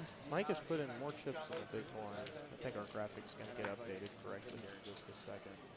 hope I'm good one day I can talk poker like that. It's going to go open in a 3-bet. Mikey's got the ace, deuce of hearts, and right behind him's going to be the 2 aces of Tony. Open for 30 and a re-raise to 150. All the way back to Mikey. And he's just going to give it. Yeah, he's just going to give it. He's not going to waste any time on this. Wins it. Forgot what we were talking about. Such a professional. The button game. The button game. Oh, the button game. For those of you who don't know what the button game is, okay, so here's the deal. Whoever the is the button has to put $100 on the button. The only person that can win that $100 is the button. So if the button has to fold pre-flop or doesn't win the hand, they slide the button over. The next guy has to add $100 to that. So now you have $200 on the button. 100 each hand? Yes. So only the button can win that hand or win that money. So if he doesn't win the pot, it slides over. The next guy puts 100 on it. So if We're talking about $800 a round of poker, extra money on the button. It creates a lot of action. It's one of my favorite games. Favorite games to watch while they're playing. Yeah, it's so awesome. I was in Bobby's room one night, and they were playing. It's so gross. They were playing 1,000, 2,000 with $1,000 on the button. Oh, geez. There's that one time there was 22,000 on the button. Just a small house outside of Detroit. 22,000 on the button, and yes, somebody puts 100,000 into the pot just to win the 22,000. Like, so only the button can win. So I love it. Makes the button really have to think, because at some point, it's like the 7 deuce game. You have a huge overlay here. Like, yeah, I mean, you're creating false pot odds here to play a hand on the button. So I think that's one of my favorite. Well, not really false pot odds. I mean, there is additional pot odds. You mean? Fair enough. The overlay. Yeah. The overlay. The overlay. Yeah. Yes. The Missing a 2. The encouragement. Should have read that. Just Action. the ace 3 off. I don't know how to describe it. The focus. A little low in the action here. It looks like it's folded to Noah. He's open I know I'd have to pay. with the ace jack suited. This is, I think, 3 or 4 raise and take-its in a row, including a 3-bet with the 2 aces from Tony G. Kind of easy to do though when nobody else has it. Oh yeah, I mean it's holding. You know how hard it is to make a pair. So we got the Noah gave us some info before the stream started, and he moved out here to pursue his dream as a professional PGA player, and then found his way to poker. Yeah, and as he I said, said he watched his roommate play poker, and and he said that he, like everyone else, was in college when the internet boom hit, but that's not where he learned to play. No, he actually doesn't even like internet poker. He watched his roommate play, but then he just kind of felt it was more interesting to play live at the tables and actually talk to people. It's his modern concept that, like, we don't have any. It's an archaic concept we don't have anything to do with nowadays because everybody's on their phones and texting. But there's actually a thing called conversation that people have. Our friends in LA ran a great tournament a couple weeks ago where they didn't allow cell phones, jackets, hoodies, books. You actually had to talk to players while you were playing. I thought that was a great concept from our friend Matt Savage. How did that was it well received from the Oh, players? they loved it. The Twitter, the social media reaction to it was amazing. People really had a good time out there, and it felt like old school poker. Back in the day when I first started playing poker like live at Canterbury Park, you weren't allowed to have your phones at the table, or you weren't allowed, you weren't allowed to read books at the table, or, and they were sketchy about some of them reading the magazines. Yeah, I remember the first rule on it I ever saw was the only reading that was allowed was sports or poker related. Other than that, if you came in with, War and Peace, they're going to tell you to put it back in the bag, But if you're reading Card Player, that's fine. Right, and that's If kind of you're how it was back then. reading the race, I don't know what they call The them. The race green sheets, sheet or whatever yeah. it's called, yeah. Yeah, that was fine. As a director of sport, at a certain point, we had a rule that, and this is prior to any of our time here, but that wasn't allowed either because it was a detraction from the game. Yeah. yes. Because you had somebody pure sitting there poker. picking their horses. Obviously, we don't do that now, but that was quite a few years ago. That was, and I remember some players trying to use it to needle each other. Like, no, you can't read that at the table. And like, no, that's kind of an old school rule that we don't stick to anymore. Jimmy's opened the second pot in a row here with 2 trays. Gotten defended by Ronnie here. Not a terribly great flop for either hand. First person to bet wins. Ronnie checks. Jimmy checks behind. Turns a 7. Ronnie Yeah, he's checks. checking. Jimmy's finally going to fire a bet in here. He's putting pick it yeah, up. he picked Ronnie on a hand like King Queen, King Jack, something like that. A no pair hand, and he just takes it down. Low risk way to pick it up. He got 3 bet the previous hand by Mike Delvecchio. So, for those of you who like mixed games, next Monday we have our $10,000 mixed game tournament. Man, that's coming up quick. I remember first I heard of it felt like a week ago, and it was $10,000 buy-in, 8-game mix. Tuesday's $25K high roller, 8-game mix. We are going to run a $1,500 satellite on Sunday at 1 o'clock. Oh, okay. Yeah, if you want to get into that, and 10K might be a little out of your range. How about $1,500? What's the grand total? Like 1650, something like that. 16 and a quarter. 16 and a quarter. Yep. All right. Coming out play. Everybody's best friend Alan Kessler is supposed to be in the house. You did get an extra $2. So coming out, everybody's getting ready for the WSOP. Right? This is the precursor to the Players Championship. 10K and 25K buy-in. That's a nice little warm up. Yeah. And if you cash in either one of them, you get the free roll to 50K, and you're on a hot streak, right? We all know the tournament wins follow tournament wins, right? That's one thing I was talking to Tony Gargano about is he says that to be online player or strictly a tournament, you're talking about online players specifically, tournament players, because you have to. Online tournament players play a large volume of tournaments. They play tons of tournaments every day. Yeah. But just like tournaments have really high variance. And he's talking about how he doesn't know how online tournament players can have a bad day or 2 or 3 bad days in a row and not lose their minds. Oh yeah. Because you're playing so many. You're playing so many of them, and you always think you always thought is it's just variance, it's variance, it's variance. But then you lose for 3 days in a row, and you've got $25,000 or $30,000 stuck in these tournaments. Like you get to the point where you feel like you have to win the next one to break even. And he talks about the stress of that, and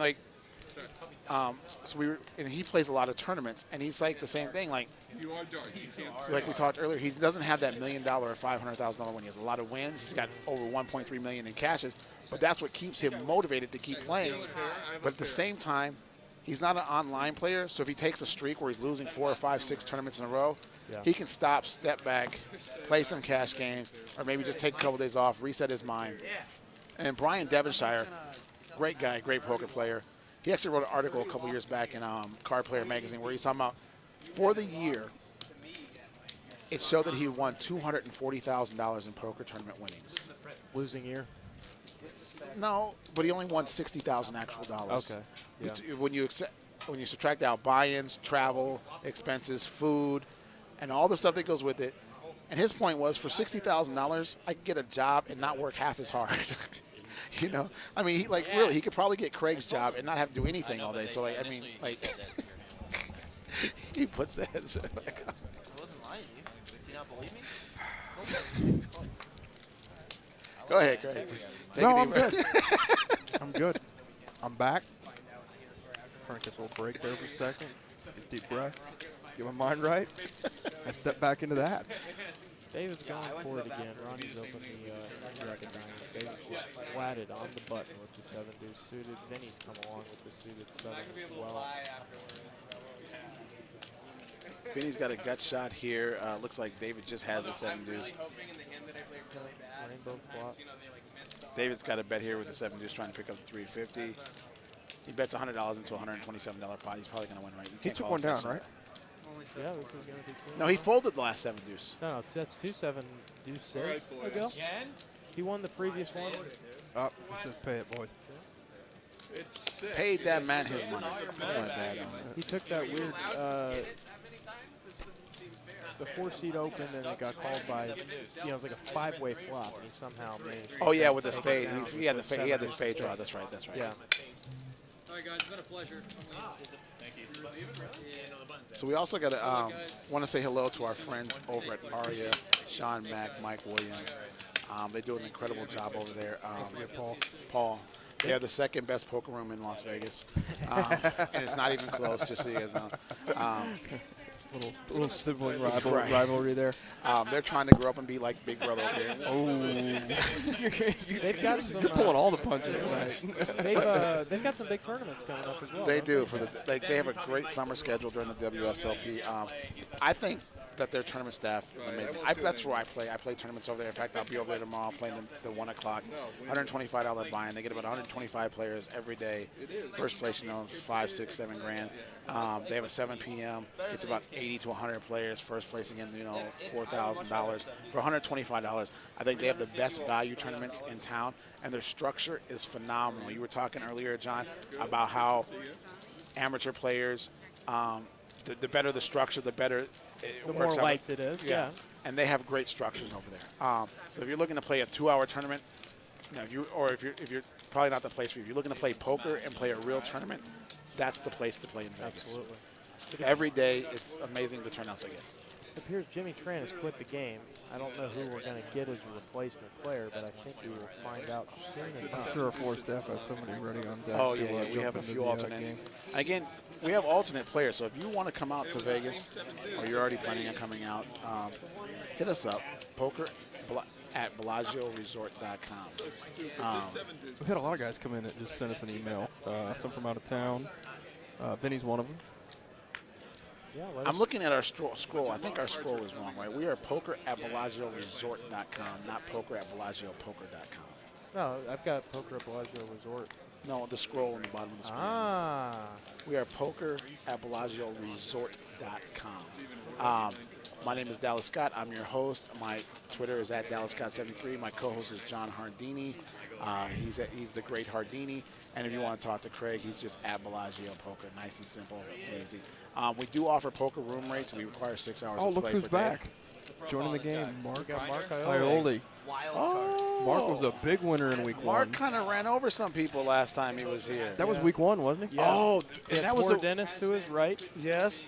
And then Mark That was his lucky and- seat. Yes, but remember, Mark played a huge pot with that ace queen, and the same. He was in the 2 seat against Mike Del Vecchio's king queen. Sure. Where Mike really thought he was. I talked to Mike after that hand. So for those who don't know, the pot was raised by the 1 seat. Mark Ioli flats in the 2. Mike Del Vecchio was in the 3 seat. He raises. It folds back to the original raiser who folds. And then Mark Ioli jams the pot with ace queen there. And Mike DeVelchia, king queen. And I talked to him after the hand, and he actually came up and he actually complimented us on our hand reading skills because he said it was exactly what we thought. He thought that Mark was capable of making that play with a pair of 8s, a pair of 9s, Which is jacks, what we said. We said that on the stream, didn't we? Yeah. And he was actually like, you guys had it spot on, and I felt like the pot was letting me better than great odds to race with him there, and I called it off. He said there's no way he thought he had ace queen there because he thought we would have 3-bet that pre-flop. Got a fun one here. Ronnie under the gun opens the queen 10 of spades. Viking Called by says Mark is a killer. Yeah. Gotten called Sorry, in 3 spots. Mikey puts in the 3-bet against the field of 4 other players with the 4 high. That's how you pick up an easy little $130 right there. Hey, $130 at a time. I can't buy you tires for your car, but it might get you a full tank of gas and a half a steak at Prime. Half a steak at Prime. $137. Honestly, the prices there. They're actually rarely reasonable. Until you open the wine list, there's not a whole lot of heart attack items that you're going to see there. And it's like, I want to drink a $700 bottle of wine one day. One day I'm going to be there. Like, maybe I can get Craig to comp it if we finally get his title right. I'll go. Here's what I'll do for you. I'll cut you a break. I'll go buy a bottle of Kendall Jackson. I'll charge you $700 for it. We can call it a done deal. Nah. None of us will ever know. I don't even know wine drink. I just want to know what $700 worth of liquid tastes like. Would you even know the difference? No, probably not. Like, I really wouldn't know. Like, I have a friend of mine. I keep trying to ask her to teach me about wines, but you're right. I wouldn't know. That is a world that I don't care to even know about. It's a raise and a defense from Ronnie Barda. Flops bottom 2 pair against Mike, who's just going to lead here. We're going to have to give Mikey a lesson on showing us his cards here in the readers. Last week it was Mike. It must be the Mike thing, because last week it was Mike X that kept not showing us his cards, right? I haven't seen Mike X around since last week. I thought he was a winner of the game. Maybe he won some money, took a little vacation. There you go. So Ronnie's got queen jack for 2 pair. Yeah, Mike raised pre, bet flop, bet turn. See if Ronnie decides to pull the trigger here on this turn card.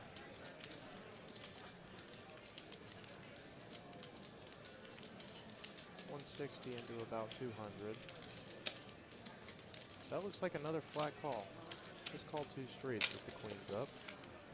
Did Mikey raise his hand pre-flop? Yeah, it folded to Mike in the. So Ronnie's just playing this hand cautiously here, just in case he does have a hand like ace queen, Or ace he jack, might king just 10. assume that, you know, when Mike raises this, there's only 2 players behind him, that he's going to be raising a wide range of hands, and he's not likely to have a very strong showing. And he's just letting him hang himself. Oh, the hard effects.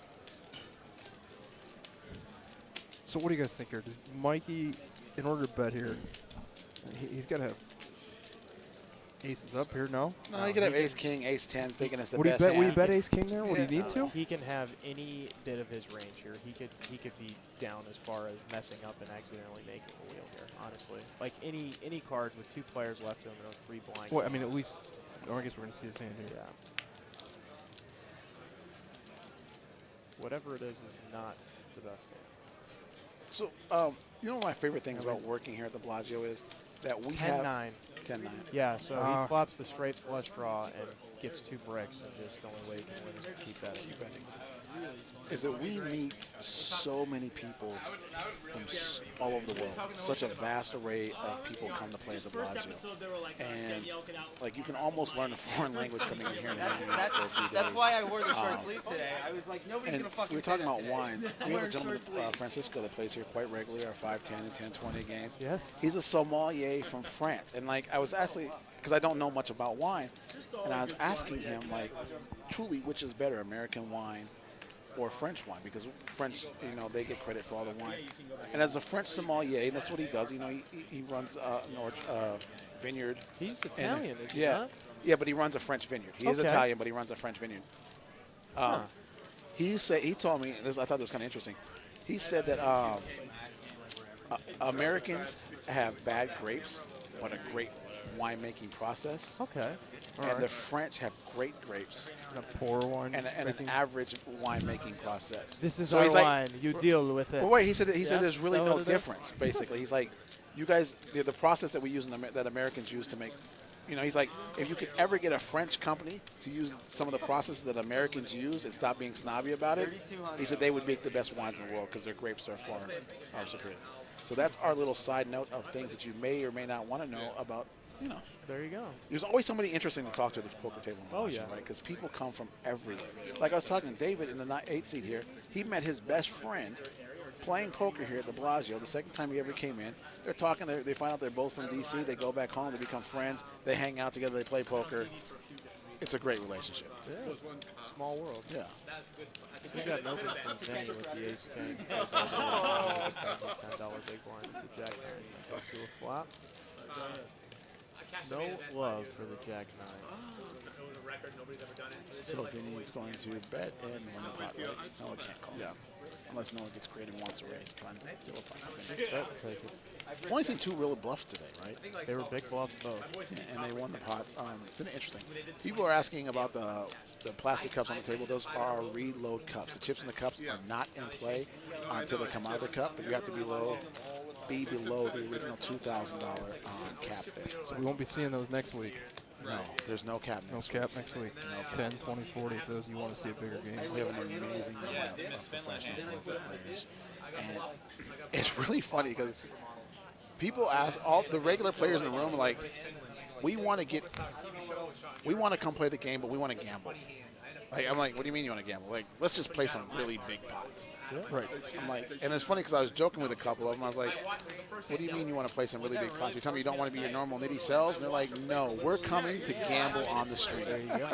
We're putting the button game on.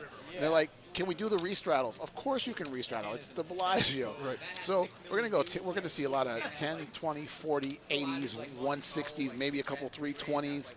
This game might get a little out of control. Way above my pay grade. Maybe we'll get Craig to sit in on a game one day. What do you think, Craig?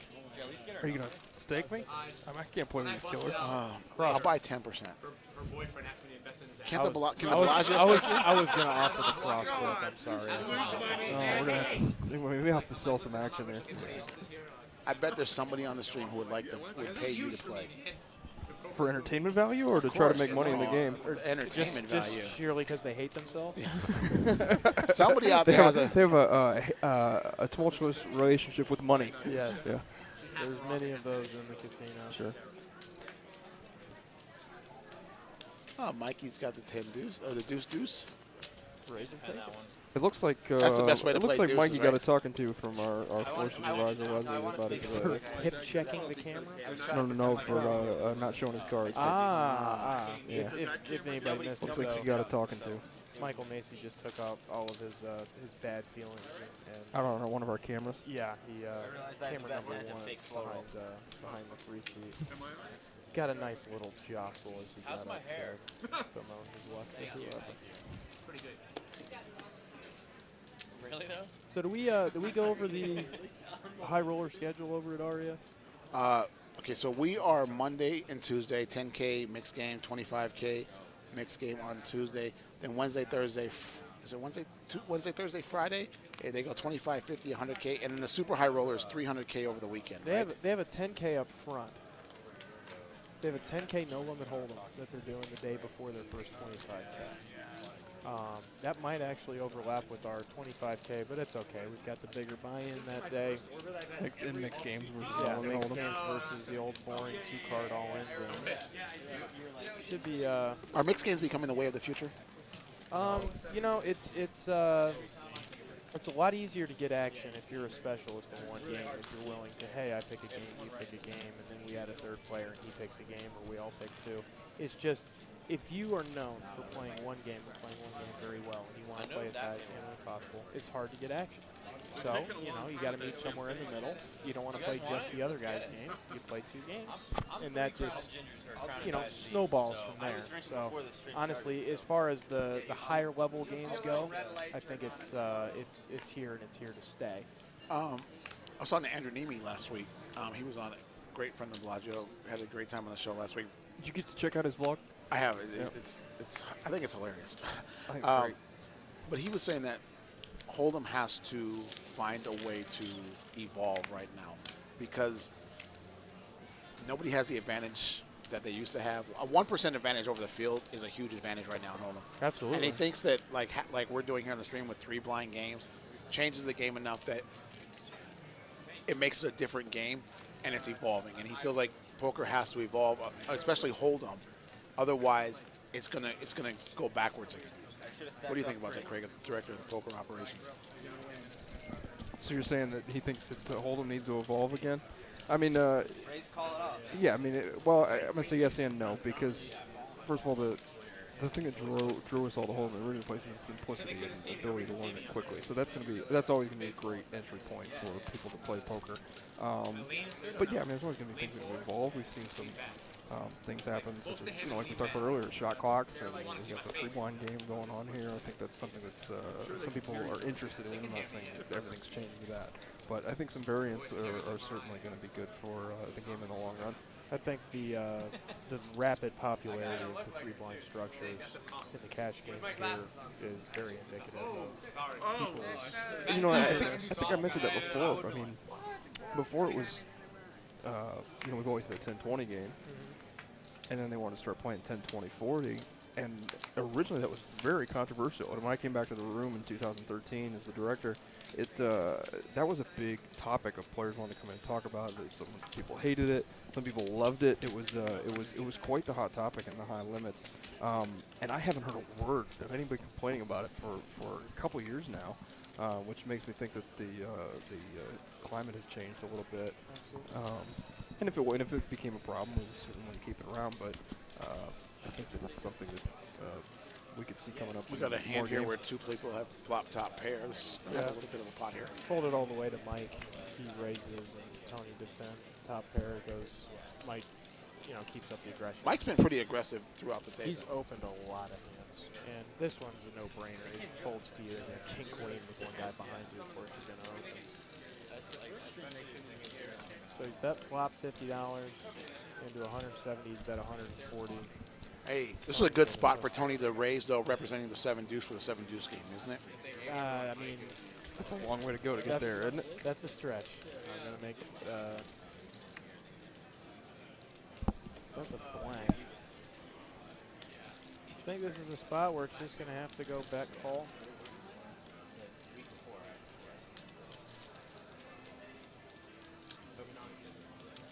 Way too big a hand for Tony to just let go.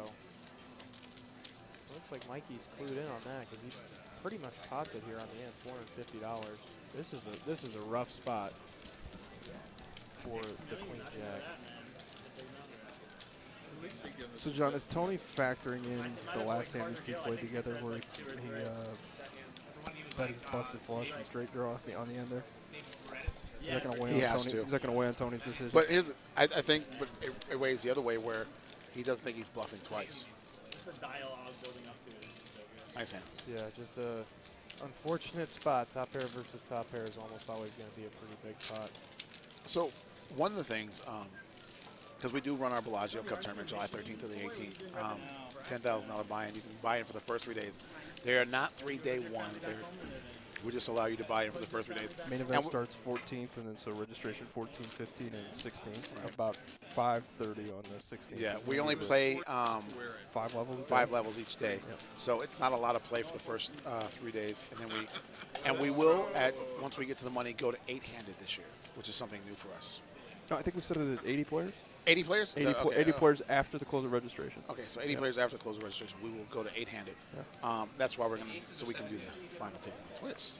Yeah, there we go. So the 14th is our day 1. Yes. That coincides with day 4 of the main event over across the highway. Sure. Plenty of second chance 10K money. As, I believe it was Kev Math called it a couple years ago. Put the hashtag Summer Saver.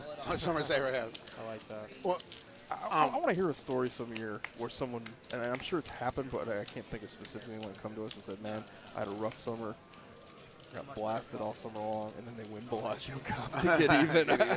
Oh, I'm sure that's happened. I know it's happened, but I There's, can't think of a specific story. There's a certain guy that had a pretty rough summer 2 years ago and made the final table and ended up with a small little profit after having a suicide watch-inducing summer. Okay.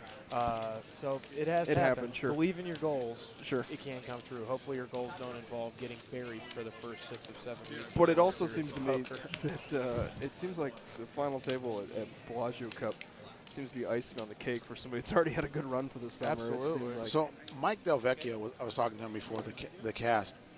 He doesn't play cash games in the World Series of Poker. He plays nothing but tournaments, huh? And I asked him why. He said because there are too many good cash game players. And he feels like the fields for tournaments all around town are so soft.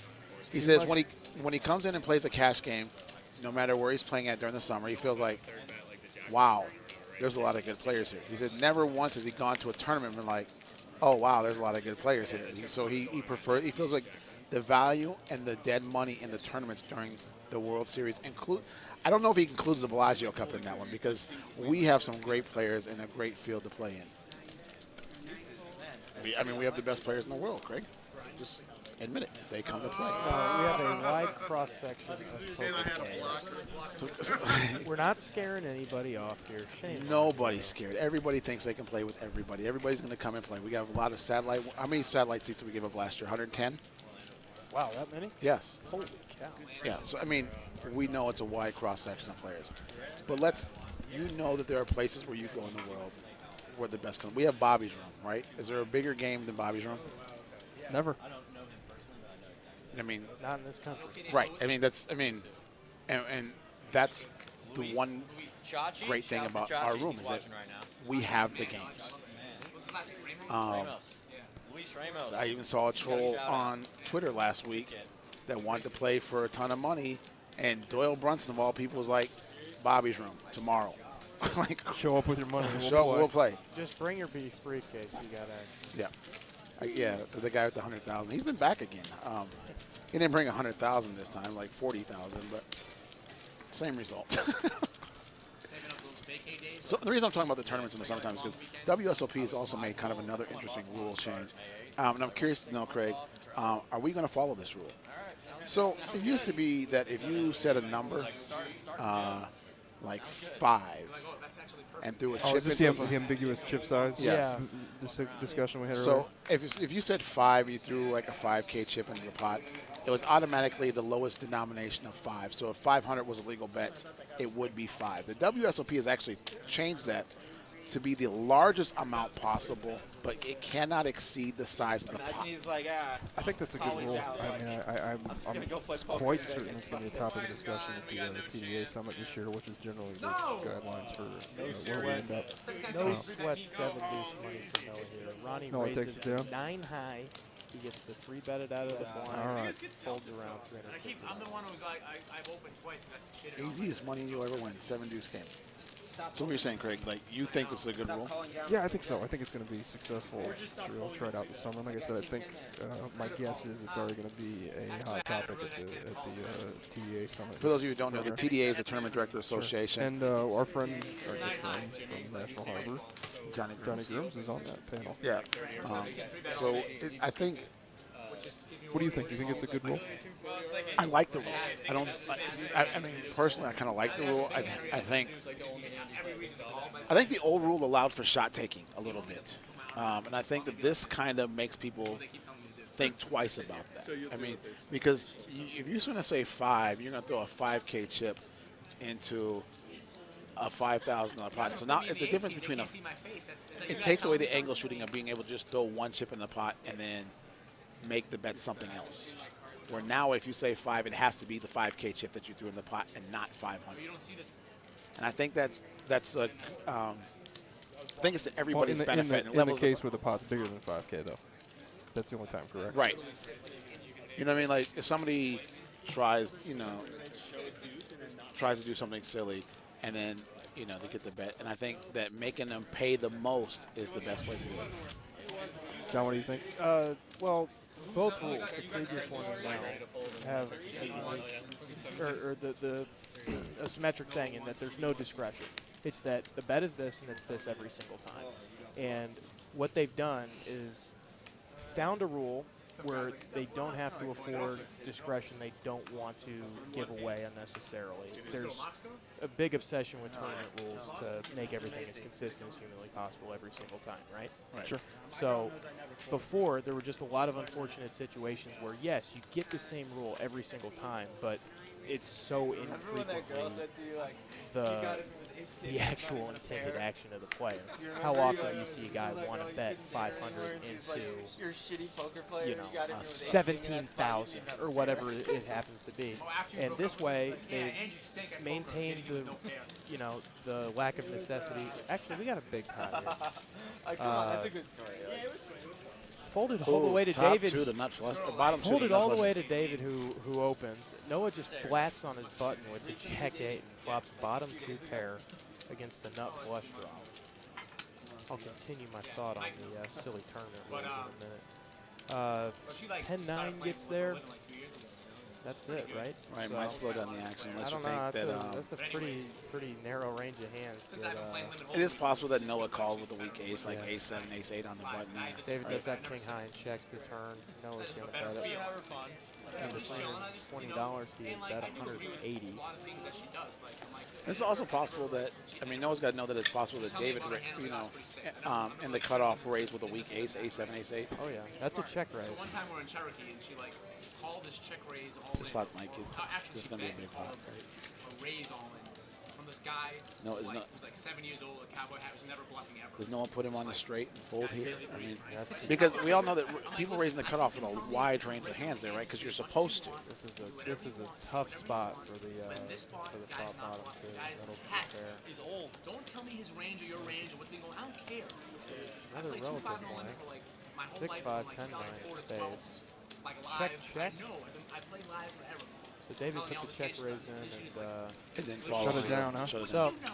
back to my. Does he win it with a big bet there? No, I don't think so. I doubt it. Jack 8's going. Yeah, I think. I just gave her my You don't? What did you say? So the reason I like the new rule is if the concern is preventing there from being discretion and maybe a rule being unfairly applied towards a player that's in favor of a supervisor, whatever the ridiculous concern might be. At least in this spot, the bet is closer to being relevant in a pot than being a minuscule, tiny 1% of the pot every once in a while kind of happens. You eliminate that from being a possibility. And I heard some dialogue on it too, and it seems to me that they said it's unfortunate because we can never make rules based on what they might be trying to do. But with that being said, we generally don't want to. But with that being said, we usually know where people are at when they mean to bet 500 and they mean to bet 5,000. And this rule sounds to me like it makes a concrete answer to knowing where the player was intended for. I think the key part of this rule is not to exceed the size of the pot. Yeah. Yeah. So you can't be trying to make a 5K bet into a $2,500 pot by saying 5. In the chat, old buddy of mine, Brian, nice to hear from you. Let me know if you're ever coming out to Vegas. Love to see you. That's his one note. I get like one a stream, you know? You've had a couple old friends give us a shout out on the stream. These are some blasts from the past. Yeah. You guys haven't heard from in quite a while. Now you're semi-famous. from you? They're gonna want like a comp or something. Yeah. Little do they know, I write comps for all sorts of people. So yeah. In the U.S. So for those of you who don't know, John is he runs Bobby's Room at night. He's the head waiter. He's the head waiter in Bobby's Room. His job mainly consists of taking food orders. Yeah. And I just I have yet to get the okay to start washing cars out in valet. So. Oh, it's been approved right now. Yeah. I'll bring you a bucket and some suds next week. You know, honestly, in the summer, it's not that bad. But come like December, John, you're starting with my car. Wow. Well, I'll tell you right now, those scratches, those massive key marks down the side of it, they were there already. You guys are brutal tonight. I mean, Do you wash your fiance's car, Greg? No. You're trying to make an analogy between me and Craig. I don't want to see how that has anything to do with this Once conversation. again, if you will recall last week, because I know that she watches the stream, so I'm just trying to put ideas in her head. You know like, what? If you want to make sure she's your wife, you should do things like that, like wash her car for her, go fill it up for gas for her. I just on the record. I'm going to come home from work and have 10 chores thanks to Dallas.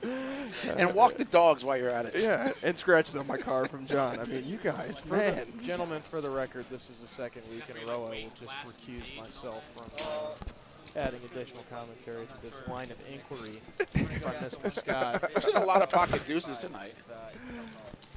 Looks like Mr. Gargano. We forgot to mention this. He wanted to be referred to on the stream as the jackhammer, which you just saw on our.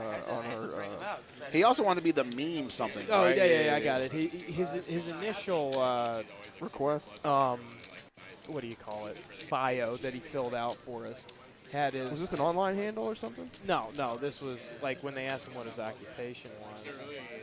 What did he tell us he does for a living? He said he was a political advisor, which, needless to say, is a little far from the truth. Anyway, he ad hoc political consultant is what he was. He is now requesting that he be known as a humble meme farmer or the rare peak merchant. So I don't know how well that occupation pays. Apparently, he's got to play a little bit of poker on the side. All right. But there you go. You can have some of mine. Looks like a raise to $40 with pocket fives. Right, Gonna that's fold it. around. He's the ham jacker for the rest of the night. No jack.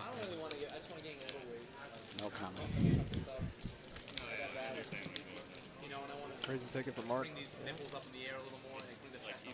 There's been either a really, really big pots or raising tickets. Raising tickets there's on not that. a whole lot of. But that's know, Hold'em, right? That's small Hold'em. blind That's how Hold'em is, right? defense. Sometimes. You got the dynamics of the game. They add the make below.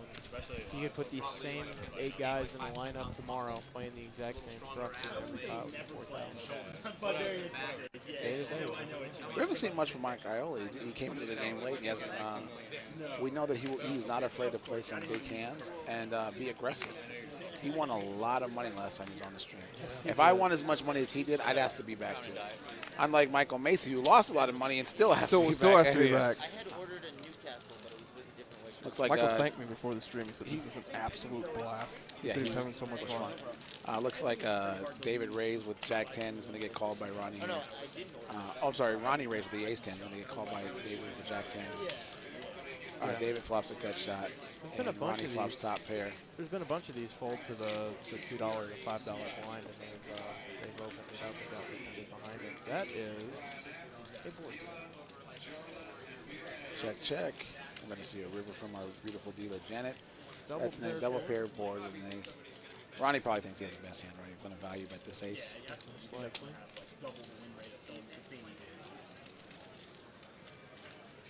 There's a hero raise opportunity. That's declined. Ronnie's just going to have to keep the aces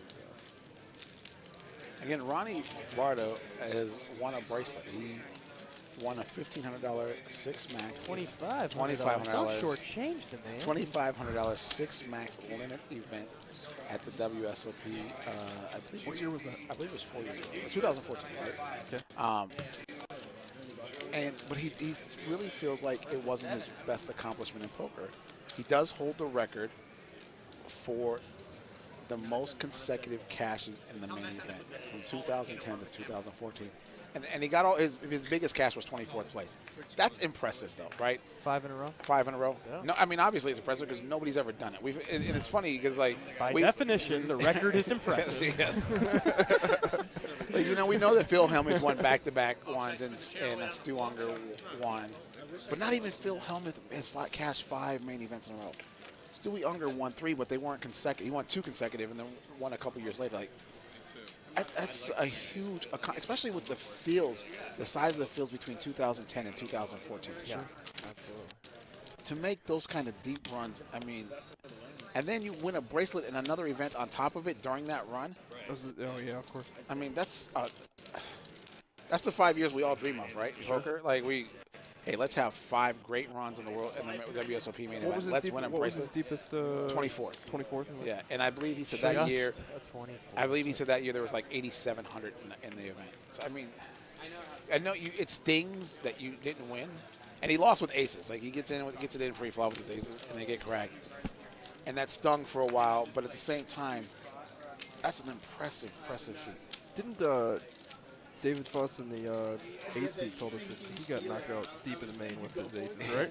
Yeah, he also, right before that, he told us aces were his favorite hand. Then he proceeded to tell us how he got busted in 3 major tournaments with aces. And he changed his mind. Yeah. He took his bio sheet, ripped it up, started over. He's like, wait a minute, I'm not doing this right. David actually, he's a lawyer back in D.C. He's a real estate lawyer, and he was talking about how he doesn't like the term professional poker player because Do you think there's a stigma involved? he feels like it's kind of an oxymoron in the sense that what we know as what we consider professional poker players, how many of them are on their own money? How many of them are being cross-booked by other players, taking out their variance? And for somebody like him, he has a job. He can handle losses because he's always going to go back to the law firm and he's going to get a paycheck. And pro players, as we know, they cross-book, they back each other, whatever they do. So he thinks the fact that by taking pieces of each other like that to offset yourself makes the word pro kind of unfair. So you're only a pro if you're playing 100% your own money? No, but not necessarily. I don't know. I mean, if you derive your entire living from your own games playing poker, no matter if you're playing for 20% of yourself or 100% of yourself. Yeah, I don't think that. If you're deriving an income playing poker, I think you're a professional poker player. We got a 5-way flop about to go off here. Best hand is a pocket pair of trays by the hamjacker. Aces. For those of you watching at home, the jackhammer is in fact Tony Gargano. Yes, sir. Mark's got the. Who's wearing a University of Nebraska shirt even though he went to the University of Michigan. Yeah. They're probably not going to allow him back at the next alumni dinner. So what it looks like here is that Tony opened the 2 trays, got called by Ronnie, then David, then Mark, then Vinny. Check to Ronnie on the floppy bet 110, got called by David, then Mark, who has the 10 high diamond draw. Pair of mystery hands behind. It's like the worst thing ever to eat when you're playing poker, right? Like popcorn. Just get it. $535 in this pot. Got bloated pretty quick, but that's going to happen when you take the five-way So I'm flop. thinking we might have a rule on the stream for next week. Go on. I think the hats are a distraction from our viewers at home. What do you guys think? Hats? Yeah, you can't see these guys' faces, so they got it covered up with the hats. Wow. What do you guys think? No hat rule? I wear a hat when I play. I don't wear glasses or anything, but I wear a hat because it hides my face. So I'm anti your rule, Craig. I like the hats. But for the viewers at home watching the stream, Did you see they're Any having takes a away? Shining house this year? Like one of the houses is going to be themed to the movie The Shining. I don't know. I But mean, we don't want players to change their game, right? Okay, never mind. Sure. You know, like you want to be comfortable. No, so It's like John, you've played. When you go to play poker, right? LA too, but the one in Orlando is better. I'm a routine guy. Like I do certain things. Like I get up, especially if I'm going to play a big tournament like a 1K or something like that. I have a certain breakfast that I eat. I have a way that I like my day to be scheduled. okay. And if I get to Aria to play this 1K tournament, and I forgot something at home, it puts me off kilter. Just like, ruined? like where are the headphones that I was going to wear today, or I forgot my hat, or so. You're making me feel like my life is an utter shambles and chaos talking about this. Because So So I, what, I, think what I learned today is that Dallas can't play without its lucky. I got 6 of them, so I mean, I keep Am them I all in the wrong? car now. Hold on. But if you bring the wrong one on the wrong day, you can't play. You're off kilter. Off kilter. It just like true story. I went to play a tournament at Aria like a couple weeks ago, and I just got a new iPhone 7. That's a brag. No. all right, this is it. For the next stream, we're just going to have a chalkboard up here above our monitor. We're just going to have hash marks for brags. For Dallas Scott Bragg. It's actually not a brag because it Like, shows my. hey, well, you know, I got paid and I bought an iPhone. No, it shows my stupidity actually, because I The bought eight's the going phone. out a couple No, months. and I didn't realize there's no headphone jack on the phone. Oh, yeah. The So I get to Aria, I set up, I'm getting ready to put my music on so I don't have to listen to players talk, and I have no place to plug in my headphones. Completely just, at that point, just put me on tilt, and I was out of the tournament in less than 11. So, like, it just, like You had to go home and get your headphones. yeah, it was like, yeah. Was the lack of your headphones a reason to go? You don't got a lot of chip. apparently.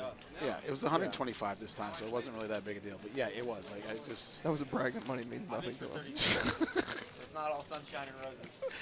if I had your money, Craig, I wouldn't be here. What's that say about me? You love your job, sir. You Absolutely. love your I do. job. I do truly go home thankful at the end of the night. I do have one of the greatest jobs in the world. There's no doubt about it.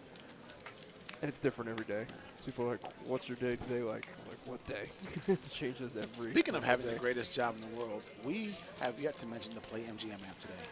If you're coming to Vegas, you're coming to be out here for the WSOP, you're going to be out here to play the Bellagio all summer long, you love the bet sports, download the Play MGM app. You don't have to get up out of your table playing poker. Just log into the Play MGM app. What do you call it? Geolocated inside the state of Nevada, and you can make your sports bet. How does he get geolocated right Every week. He never misses. But, you know, director of is basically the way your job title comes off. There's a growing list of people that are going to have a bone to pick with you about your. But you know who won't have a bone to pick with me? The gentleman at the Play MGM app who actually paid for all this. Your only friends in the world. They have actually MGM. They have actually. I don't even know what their job is, but they pay for this, so like, they will not have a bone to pick with me. I think the live. Speaking of, let's give a shout out to our guys at Interactive. Lavelle and Corey. Corey's breaking hearts to watch the stream tonight. Was he like canceling Bumble dates again or whatever? Yeah. I mean, We've got the Corey, live. if you're watching, Play it thanks cool. all again He's for all the trying to help. play it cool right Thanks for all the now. help with our guys at Was that a live 40 or 20? Live 20. I think we've got to orbit at least for the live 20 on. We've got an open up front from the Ace King to 100 and called by David, who there's a pair of no draw hands out here. Oh, there's our friend Corey. He says, well said, Dallas. Corey, can Dallas come work for you when I... Oh, please. I'll take the raise. I'll take the raise. It's a lateral move. At the Bellagio, we allow straddles, and we allow you to straddle a straddle. So in this game, it's 2, 5, 10. You go 20, 40, 80, 160, 320, 640. You get the idea. You can straddle a straddle here. We actually greatly encourage action. So come on, like people are watching this. Like, how can you straddle a straddle? Because we allow this at the Bellagio. We started this about a year and a half ago, maybe. Not even that long ago, was it? Well, yeah, I guess it was right before the series last year. We started this, and I got no need to discourage action. we want as much action as possible. That's why we're the greatest poker room in the country. Actually, everybody should pay 100. Yes, Johnny Grooms at National Harbor. Sorry, Johnny. Yeah. Sorry, Sean Mack. I don't know. 520 on again. Trying to get this game. You know what else? You know, we should have not just a chalkboard for Dallas Braggs next week, but we need to have a chalkboard for number of people he's offended on the stream. Well, you know what's going to be easier is just singling out individuals who are wholesale unoffended. But it'll be a shorter list. Is there anyone out there who's not been offended by Dallas? Well, no, it's just Corey. Corey in our CN Poker in our chat. He's Dallas' only friend in the world right now. Yeah. So, I'm actually like our good friend Johnny Grooms got like promoted. He was the director of poker operations in Biloxi.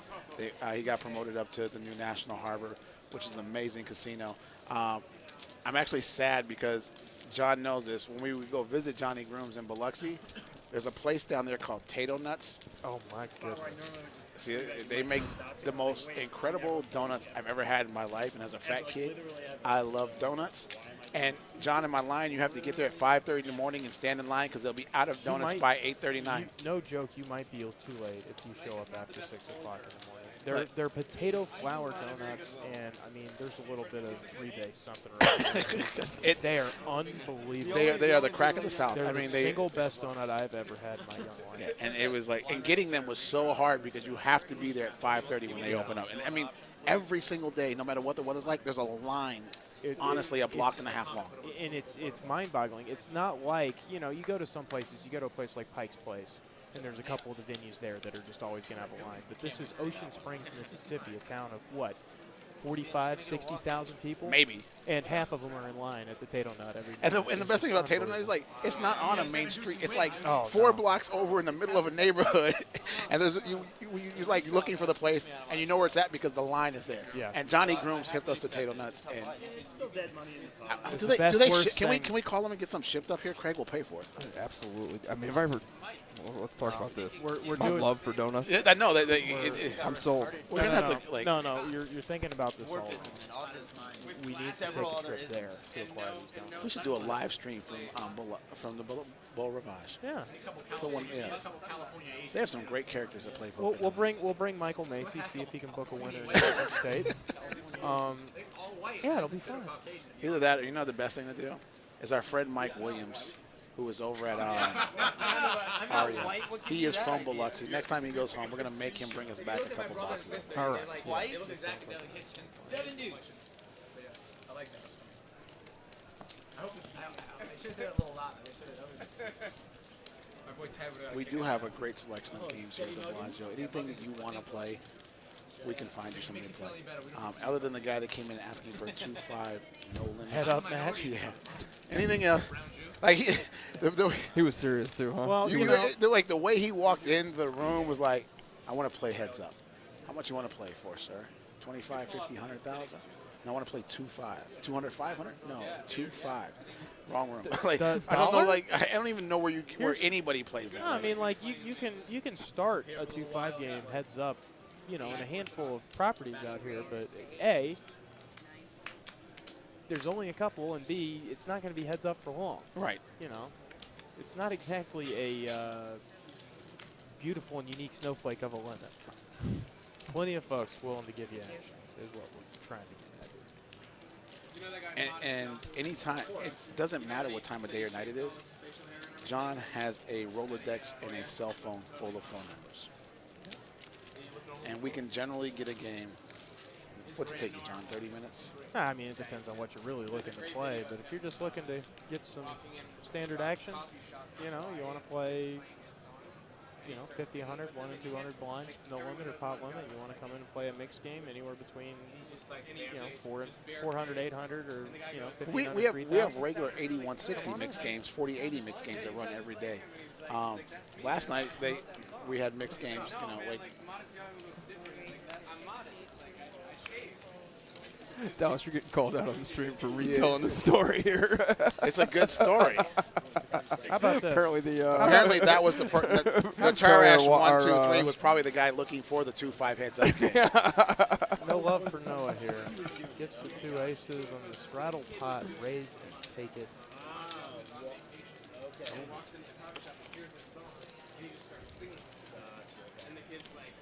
Again, if you want to play on the stream, hit us up at poker@BellagioResort.com. You can also hit me up on Twitter at DallasScott73. My partner John Harden is the great Hardini. I can't talk to him. He's just one of those names. And of course, Craig Rump is just at Bellagio Poker on Twitter. This stream, we're going to have one more week, and then we're going to take 6 weeks off for the World Series. Well, not 6 weeks. We're going to do the main event. Come back for the Bellagio Cup. It looks like got a couple more hoops to jump through, but we'll be live streaming the last 10K this summer. I'm excited about that. I think that That means we all stay. it's going to be so much reaction. You know what that means? We all stay. You weren't here yet, so I can't put you. I actually use these streams for lessons, like to watch other people play. How would I play the hand in that situation? It's a great way to do things.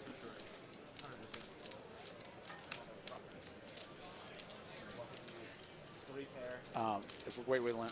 Like Andrew Nemi talked about last week, that he thinks that reading books might have been the passe way of learning how to play poker. Now it's the online training sites and stuff like that that are much better ways to play poker. And I was talking to Mike D tonight before the stream, and he was talking about the Thunder Valley, where he just felt like Steven Tabb was running over him and bluffing him out of pots. And he was starting to get a little frustrated at the final table. They're three-handed. And then he said that they went on break, and his friend Jesse Sylvia, who we all know, made the final table at the WSOP main event, sent him a text and said, those were great laydowns. He had it every time. Wow. He said it completely changed his confidence at that final table. Yeah. Because he went from being down, thinking he was letting this guy run over him and trying to figure out how to come out of this. And when Jesse said that, it changed his confidence and gave him confidence to go back and win that tournament. And we've talked about this before, about how the new way of learning poker is to talk about it with other people, right? Got a pot here.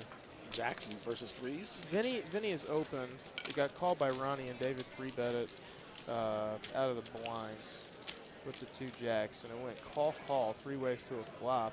Ooh, set of jacks. One set against pocket trays in the mystery hand of Ronnie Barda. Ronnie checks it first back. I think David moved really fast in his hand, like by putting those chips in. We haven't seen Ronnie's cards here, so it's $300 bet into went 183 ways. No, more than that, it was a raise of 180. Can you get any action out of Ronnie here? 260 was so it's a small continuation bet on this flop. Ronnie has squad You know what happened? Your 8 came up. You saw the 8, you know? You got 7 deuce? I feel like it's coming. So easy.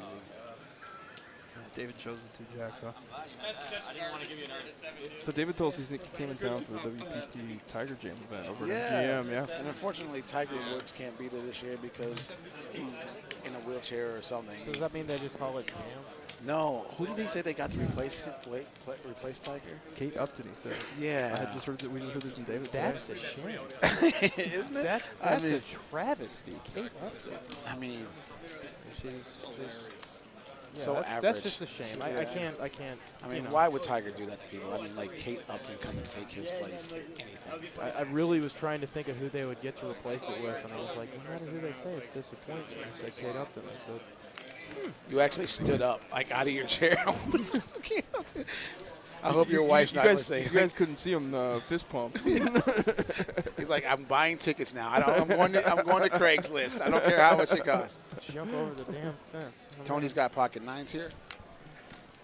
Open from Vinny in the 4 seat, $60. We got Tony's name change back to Tony as opposed to the Jackhammer. Hammerjacker. This might be a multi-way pot here. What's Vinny going to do here? 3 ways we to got a three flop. flags. Queen, 6, 7. Tony likely to have the best hand here out of position. Checks it. David's going to bet the ace-jack. David does love the C-bet here. I don't think he has declined a single opportunity to open a pot and bet the flop. If Vinny folds, does Tony call with 9s here? Thinking it might be the best hand and that David is only C-betting? Very All right, what was the question, Dallas? If Vinny folds Does Tony call? with 9s. It doesn't look like Vinny's going to fold, so Tony's probably folding 9s here now, right? Because he can't That's have a the best hand. raise. Win an open for 60 and a bet of 60 on the flop, and now there is a raise to what looks like 230. Back to Tony with what is in effect second pick. Sorry, you do not accept Bitcoin in the poker. Check raise is going to take it down. Mystery hand deal. Ding, ding, ding, ding, ding. Again, the Bellagio Cup Poker Tournament, July 13th through the 18th. You can enter for the first 3 days of that event. It is not 3-day ones; it's 3 separate days. We're talking about all the stuff that's going on in poker. I like Craig. One of the reasons I like having you in here, actually probably the only reason I like having you in here, is because. Whoa! Man, oh man! Shot day. Thank God I wasn't listening. Because you give us a great perspective as the director of poker and racing sportsbook on poker rules. Okay? And another rule that WSOP implemented that John found for us today. Like I said, I think these are all going to be coming up at the TDA. Yeah, and I'm curious what your thoughts are going to be when it's time for you to vote on this at the TDA. This is kind of an interesting rule. Cards thrown into the muck may be ruled dead. However, no, that's not the one I was looking for. John, explain me to me the rule. Oh, the throwing your hand into the blinds? Yeah. Okay, so previous rules, if, say you were first act and you haphazardly mucked your hand and it landed in the small blinds cards or it landed in the big blinds cards and fouled the cards of one of the blinds, they may declare that a misdeal. And that's been, I'm pretty sure that was the same policy with no significant action that it was before. The change now is if you foul a blinds hand to institute a misdeal, the next deal you're dealt in a hand misdeal. And that's basically the penalty. So essentially they're giving you a one-hand penalty for mucking your hand into the blinds. Yes. I don't know. I mean, I like it, but it's the I like holding players accountable yeah. for their actions. But the question is... But does it, I do too, but where do you draw the line? Is it always the person's fault? Is it always the player who mucked their hand into the card? Always their fault? You could always be more careful. It's never 100. It's never the big blind's fault that you threw your cards to Well, hit his hand. the big blind what if fails to protect his yes, hand. correct. What if the big blind has not scooped their cards in yet? And Yeah, they're in but a place they shouldn't be. there's a way that 100% of the time you can prevent killing another player's hand with your muck, right? 100%. But here's my real question on this: is every other problem with tournament poker is solved, and we've got to this one tiny little thing. This is what this is the last thing we have to fix. This is what we're focusing on now. Well, I mean, Well, it's clearly come up though. So Yeah. I mean, it must have. Yes, we don't arbitrarily make rules because we just sit back in a room one day and go, you know what, this might be fun to just make up a rule about. Obviously, it's happened more than once to the point where somebody felt like they had to make a rule about it. But I like the don't care rule. I like it. But here's the question, though, Craig. Like, what if you got a raise and 2 calls, and the guy in the cutoff throws his hand and mucks the guy into the big blinds? Yeah, just because there's been significant action, so you can't bring the hand back. Well, that guy doesn't get a penalty. Right. Well, I think Yeah. no, I think those are independent because I think that it's certainly reasonable that he would have a penalty for mucking his hand in an appropriate manner. But that being said, I don't think we would ever take back the action of the hand. No, and we're not making that argument. We're saying that there's a penalty built into this process if you do it early enough in the action that it is a misdeal. Right. Then the next time you are automatically dealt out on the redeal of the misdeal. Don't we think that if you're acting in a certain way that is not being, like you said, is completely avoidable to not killing anyone's hand at the table, is it reasonable? I mean, I take it a step farther. Isn't it reasonable that there's a one-hand penalty for that behavior? Yeah, There should be. Behavior There should for be. lack of There words. should be. But I'm going to take that one step further. Why are we just Focusing on the blind. Yes, that's exactly where I was going with that. If you kill any hand, you should treat it the same way. I mean, that's a players fair have argument. players have equity in any given Absolutely. orbit. Yeah. No, I agree with that 100%. Not a whole lot of debate here. I think we're all in agreement. All right. And again, like To the TDA obviously we this go. has been an issue. I'm going to because send you there- guys as my delegates. That's a hard pass, sir. I gotta go return some videotapes. Guys. Jason, our one of our producers, is also you've seen him at ORWPT events. I think he just felt bypassed that we passed him up for the TDA. Oh no, I think it's all he's yours. No, Have a ball. I think he's glad he doesn't have to go sit through it this year. He's like, yes, that was a fist pump. He's like, somebody else is gonna go sit through this. It's interesting, some of the guys that show up for the TDA. A lot of them are very well loved and very well respected. There are a few though, and they're vocal. That just head scratching happens whenever they start to ask the questions and raise their concerns.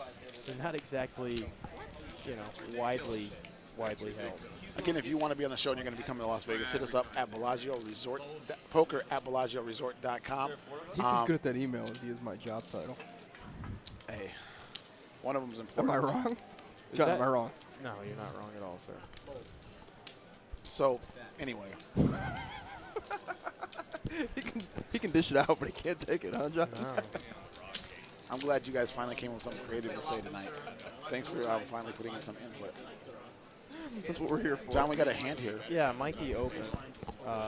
Got 3 callers. They took a flop. Mikey continuation bet. Got called by just Vinny with what was top pair. Mike's hand is a mystery, and he's going to continue to bet here into a $267 pot he has led for $200. Why wouldn't you think ace-5 is good? 8-5 is good here. Because it's against the pre-flop raiser. Gonna let it go. The pre-flop player raiser always makes a pair. I'm not saying it's a big game. No. Just a little tougher to play. Only Ryan Reese at the final table of the WSOP. That was an unbelievable. Game like 7-8 deuce, 2 diamonds, but you get all the money. We got about, 30 more minutes left in the stream tonight?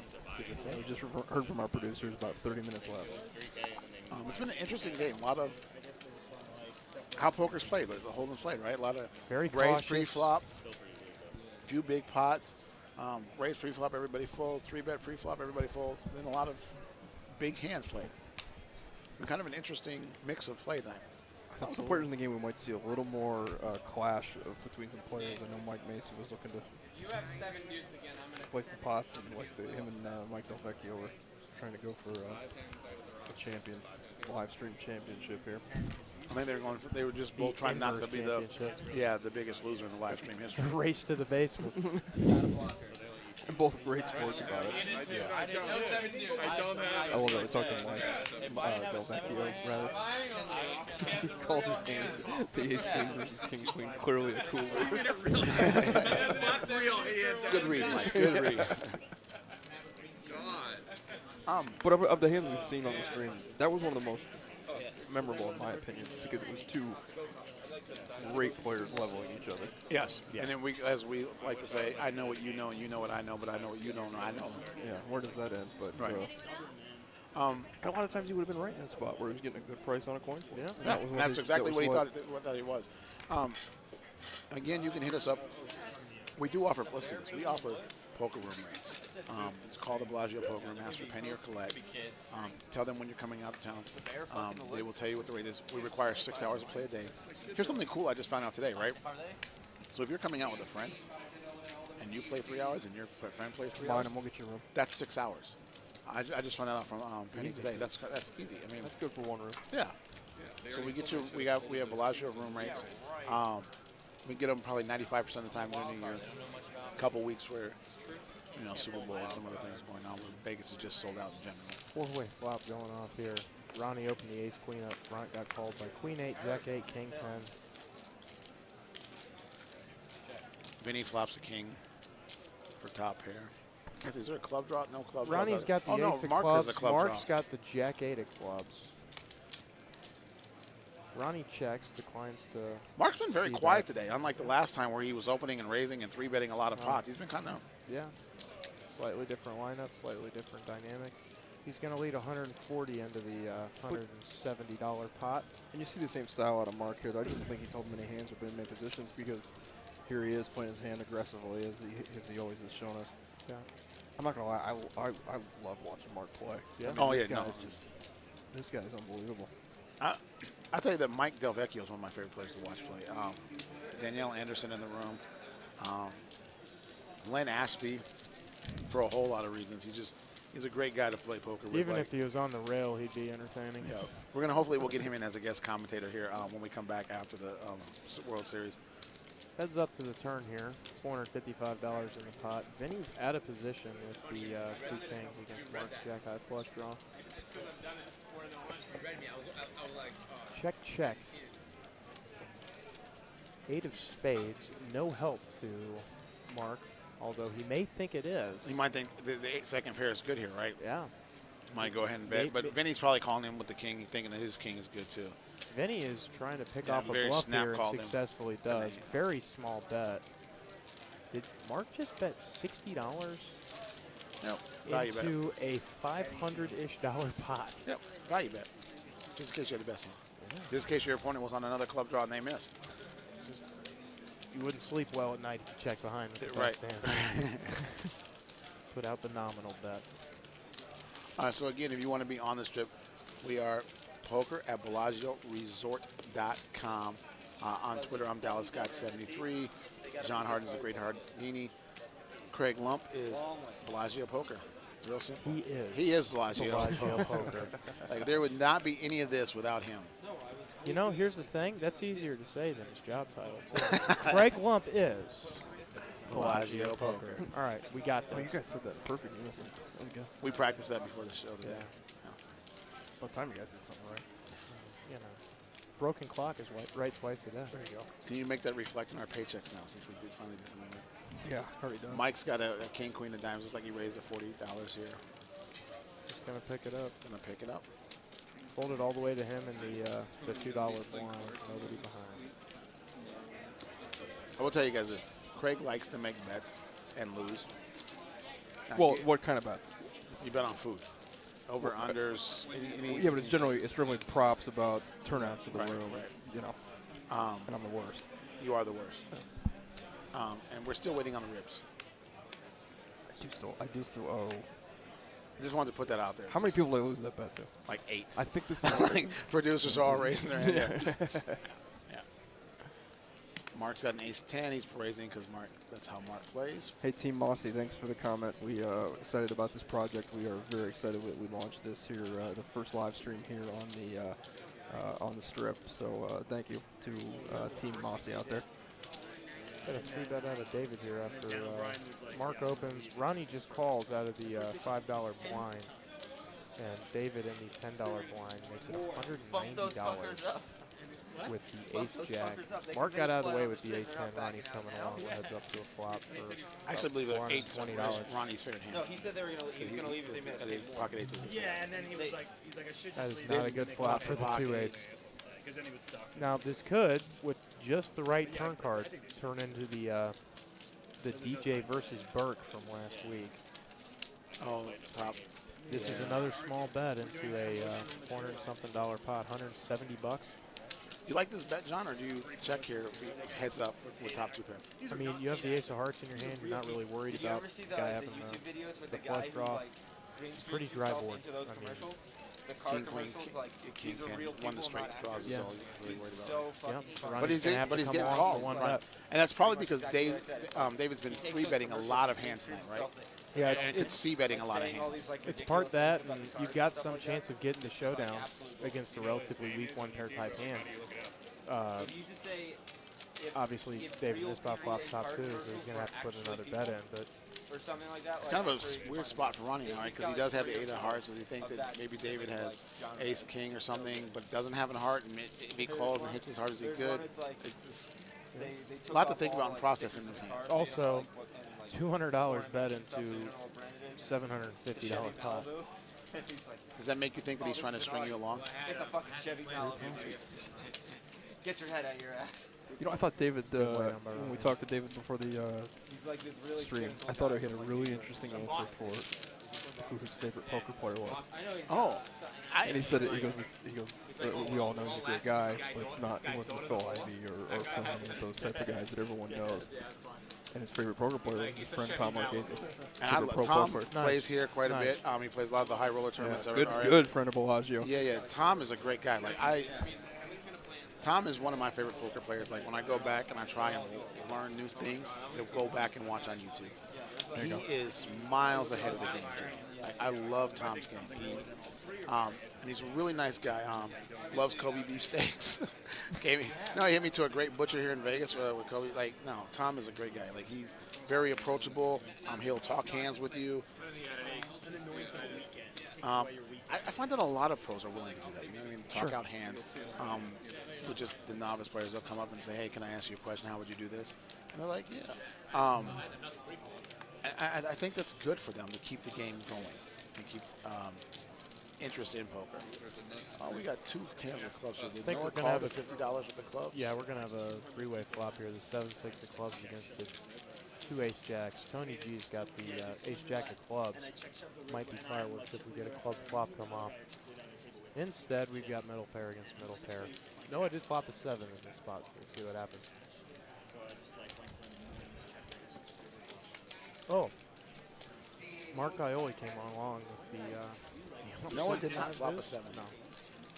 Oh, okay. The fields were so soft, like top fish week got like Reading phantom bits of this. He flop checked all the way through. Check twice. Turn checked all the way through. straightforward and played fine. First person to bet. It's easier said than done, right? You get in a spot where you're just like, you need Came good players back like to in the Spash. ace-jack. He folded a little bit. Checked around and then chop out. Like the old never be too careful. Mike is frigging the hand so he can win with 2 aces, and Tony will lose with 2 jacks. Jacks full against aces up. Oh. That's why you got the eyes of a hawk. Do we know how many more hands we have for the night?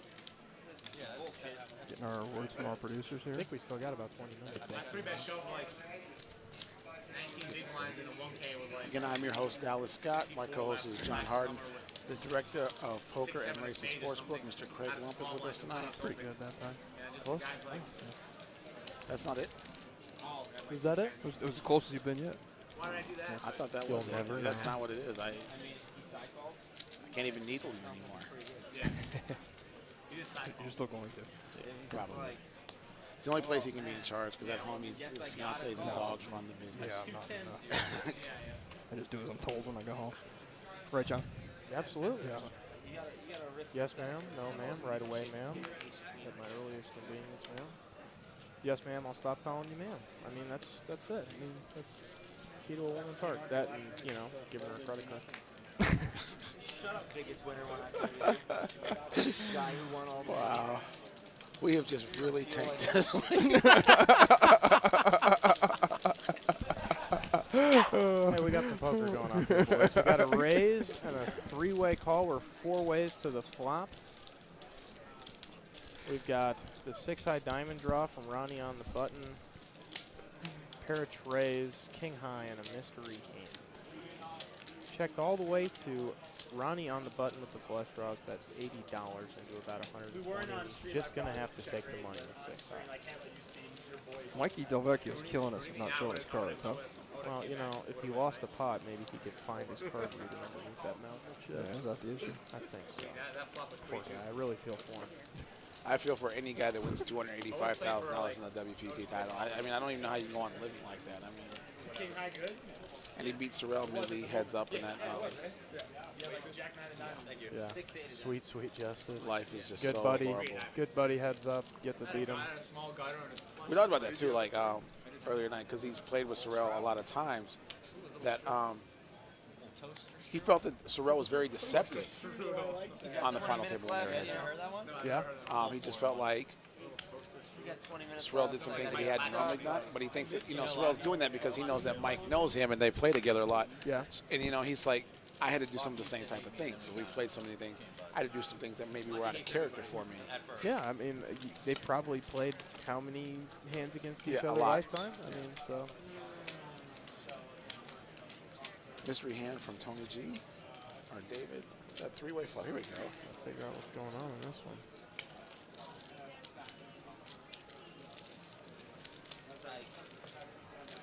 Ace of spades, deuce of diamonds for Mark. David's going to just bank pick up this spot. Next week again, we're playing 10, 20, 40, Yeah, no we're cap. kicking it up. Jesse Sylvia's going to be here. It's going to be an amazing lineup. There's going to be a lot of gambling going on. It's kind of interesting that, to me, that like the bigger the game the players play, the more they want to gamble, right?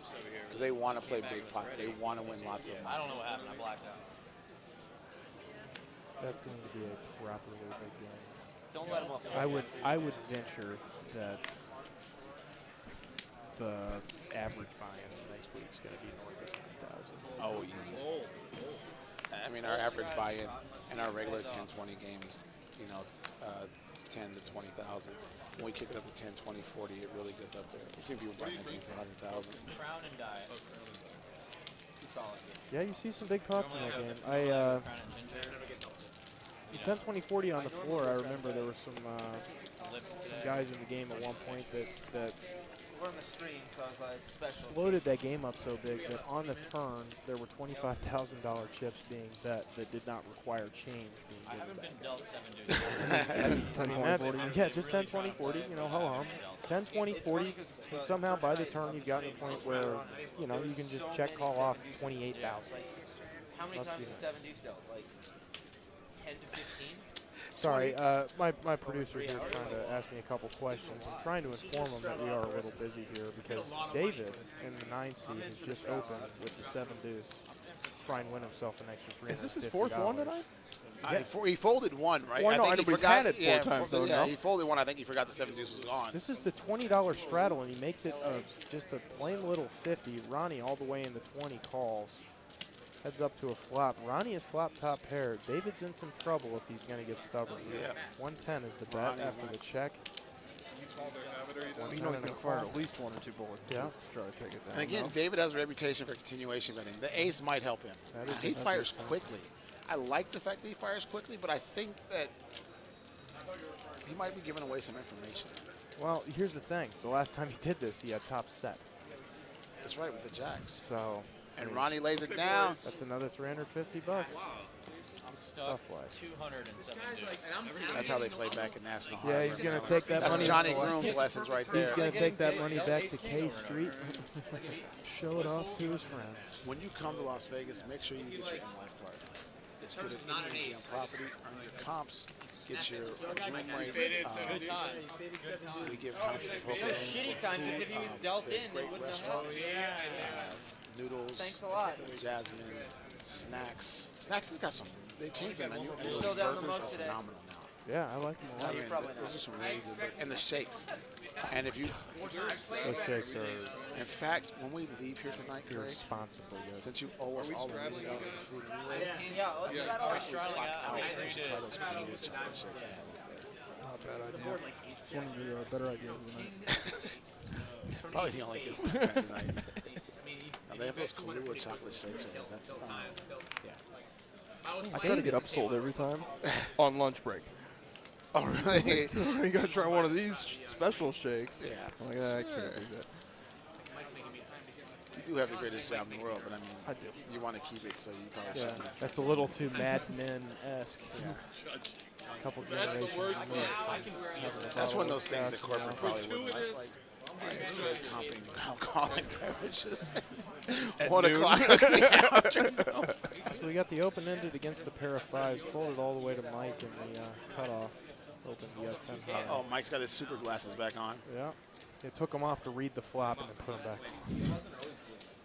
He is Mike's been kind of now quiet today. He hasn't really had a lot of hands to play, and better than He hasn't had as much booze, I think, is the reason. fist pump when the 10 high semi-bluff gets through. that's how you play it. That's right. Tell him, Mike. Finally won one.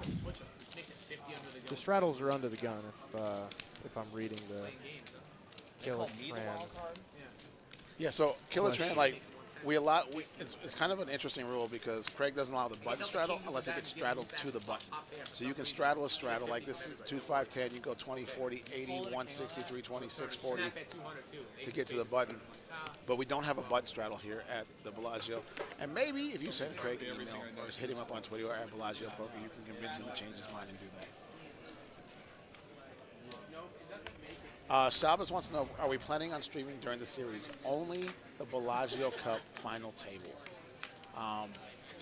The guy in the Nebraska jacket is Tony Gargano, Michigan? and he went to the University of Michigan. Sorry, Bohica. Yeah, it's laundry day. Sorry. See, I can't even do a humble brag here because you guys were like. Yep. No, just stop. Just stop. I'll just. No, go ahead. Go, let him go. Let him. No. Let him go. It's Give him folded to brag. Mikey on the button. He's opened the 7-4 of clubs. Knows defended the Jack 10. Flopped the flush draw against 7 high.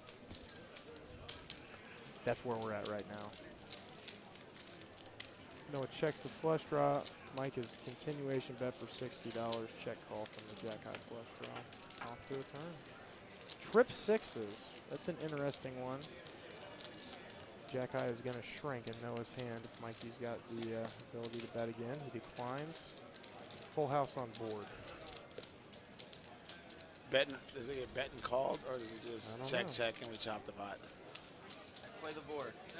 Knuckles behind. Sheepishly turn over the 7-4 of clubs. For half a pot, for an $8 profit. A lot of work for $8. Hey, but at least they don't have to say, do you want fries for that? Oh, well.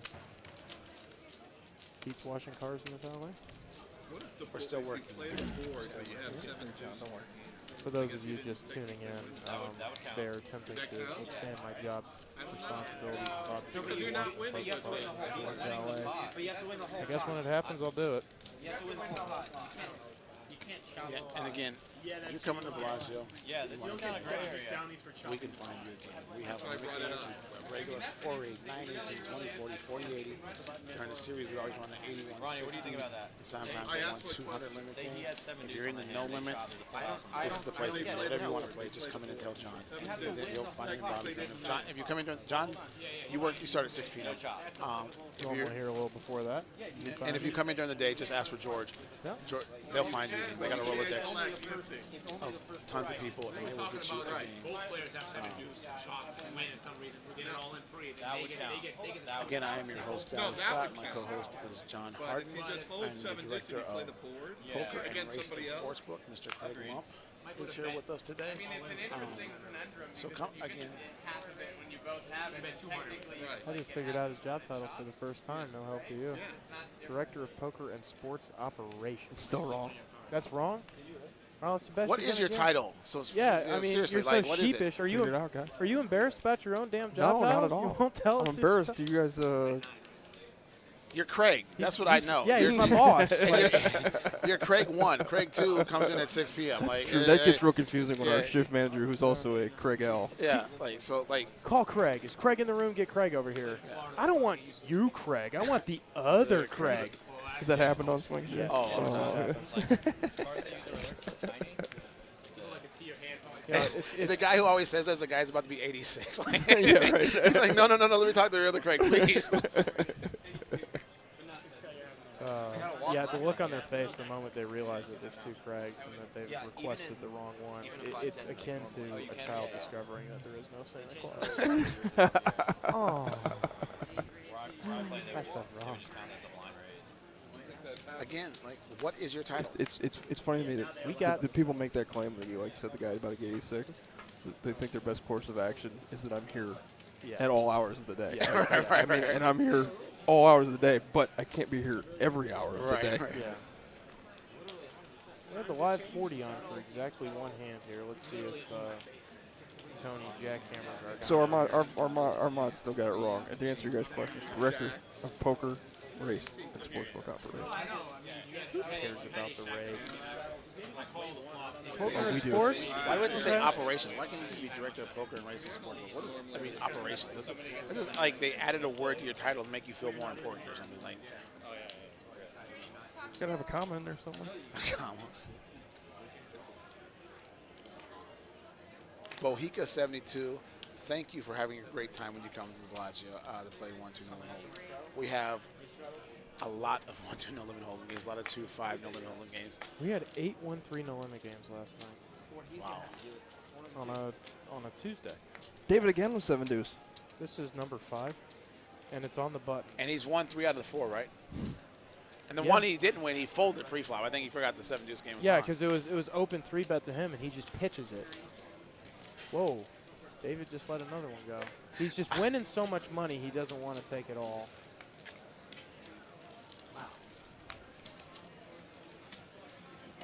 Instead, $20 straddle is on by Mikey, who defends, heads up to a flop.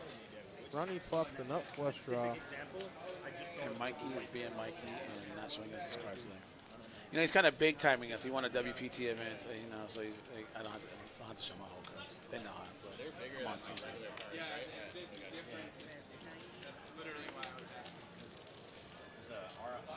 Ronnie bets, Mike's tanking. Is it a raise or just a call? That's a call. 90 in a call, head up to a turn, 340 in the pot, blank for Ronnie. Ronnie's probably going to fire his check to him, right? The flush draw. He's going to put Mike on a 10-8, 6-8, or any of those kind of weird straight hands. I don't think all this money's going to go in, but I just realized exactly how deep these guys are in. They're playing 2,700 effective after the amount of money they put in the pot. Unfortunately, running blanks for Ronnie here. He's got an unimproved ace high after checking back the turn. Top her glow. This is funny. Fun fact, one of the first times I played 5-10 at Bellagio, Mikey D bluffed me and I folded like a schoolgirl. He showed a 4. I love it. I hope you got some of your money back. Ronnie's going to put the bet in here. Very small, $110. Was representing a hand like 9-8 or 7-8, right? He made the straight draw. Very possible. Doesn't put Mike on a runner on a flush. Economy bluff, either way.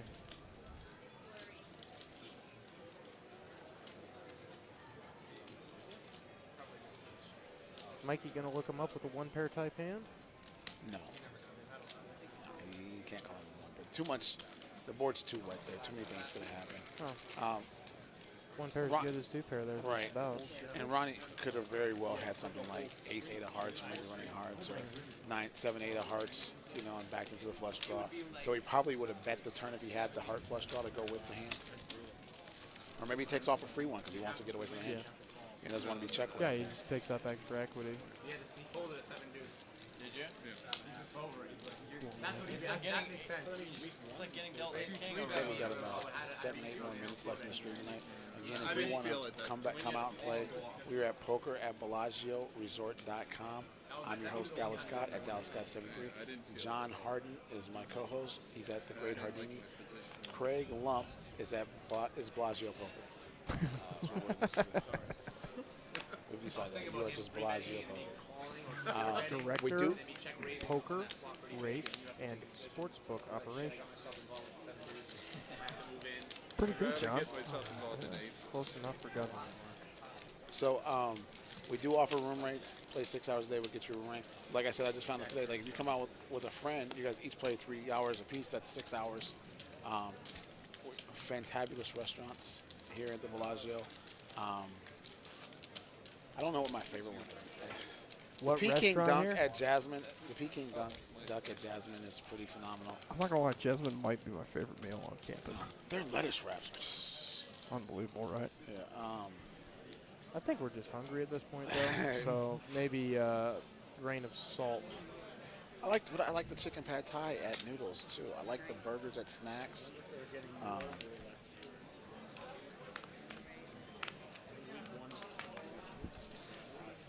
Can't even read your writing, dude. Got a note from my producer here. Much more time. We're done. To be the viewers. Ah, okay. Last hand, Who do we got commentating tonight?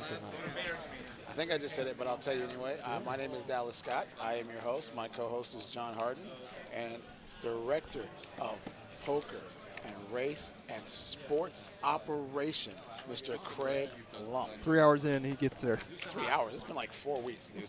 That's true. I'm trying to give you a little credit for the fans here.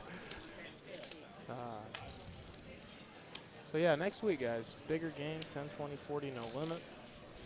Got a couple big names coming through. Next week is going to be. It's over? It's over. The button game is on. For those of you who don't know what the button game is, whoever's on the button has to put $100 on the button. And only they can win the pot. That's a big O. And then if they don't win, the next person puts $100 on, and so on and so on. But only the button can win the money that is on the button, so they have to win the pot. We'd like to thank you guys for coming out to Bellagio Poker on the Strip. Again, if you want to come out, poker at BellagioResort.com. I'm your host, Dallas Scott. My co-host is John Harden, the Great Hardini on Twitter. I'm Dallas Scott 73. Director, I'm not even saying your title again. We said it so many times. It's Craig Lump. Like, he's here. Bellagio Poker is Craig Craig Lump. Lump. Craig Lump is We will see Bellagio you Poker. next week, 7 p.m. next Wednesday, and then we will see you for the final table of the Bellagio Cup Poker Tournament on July 18th. Again, thank you guys very much for coming out and joining us on Bellagio Poker on the Strips. Good night. That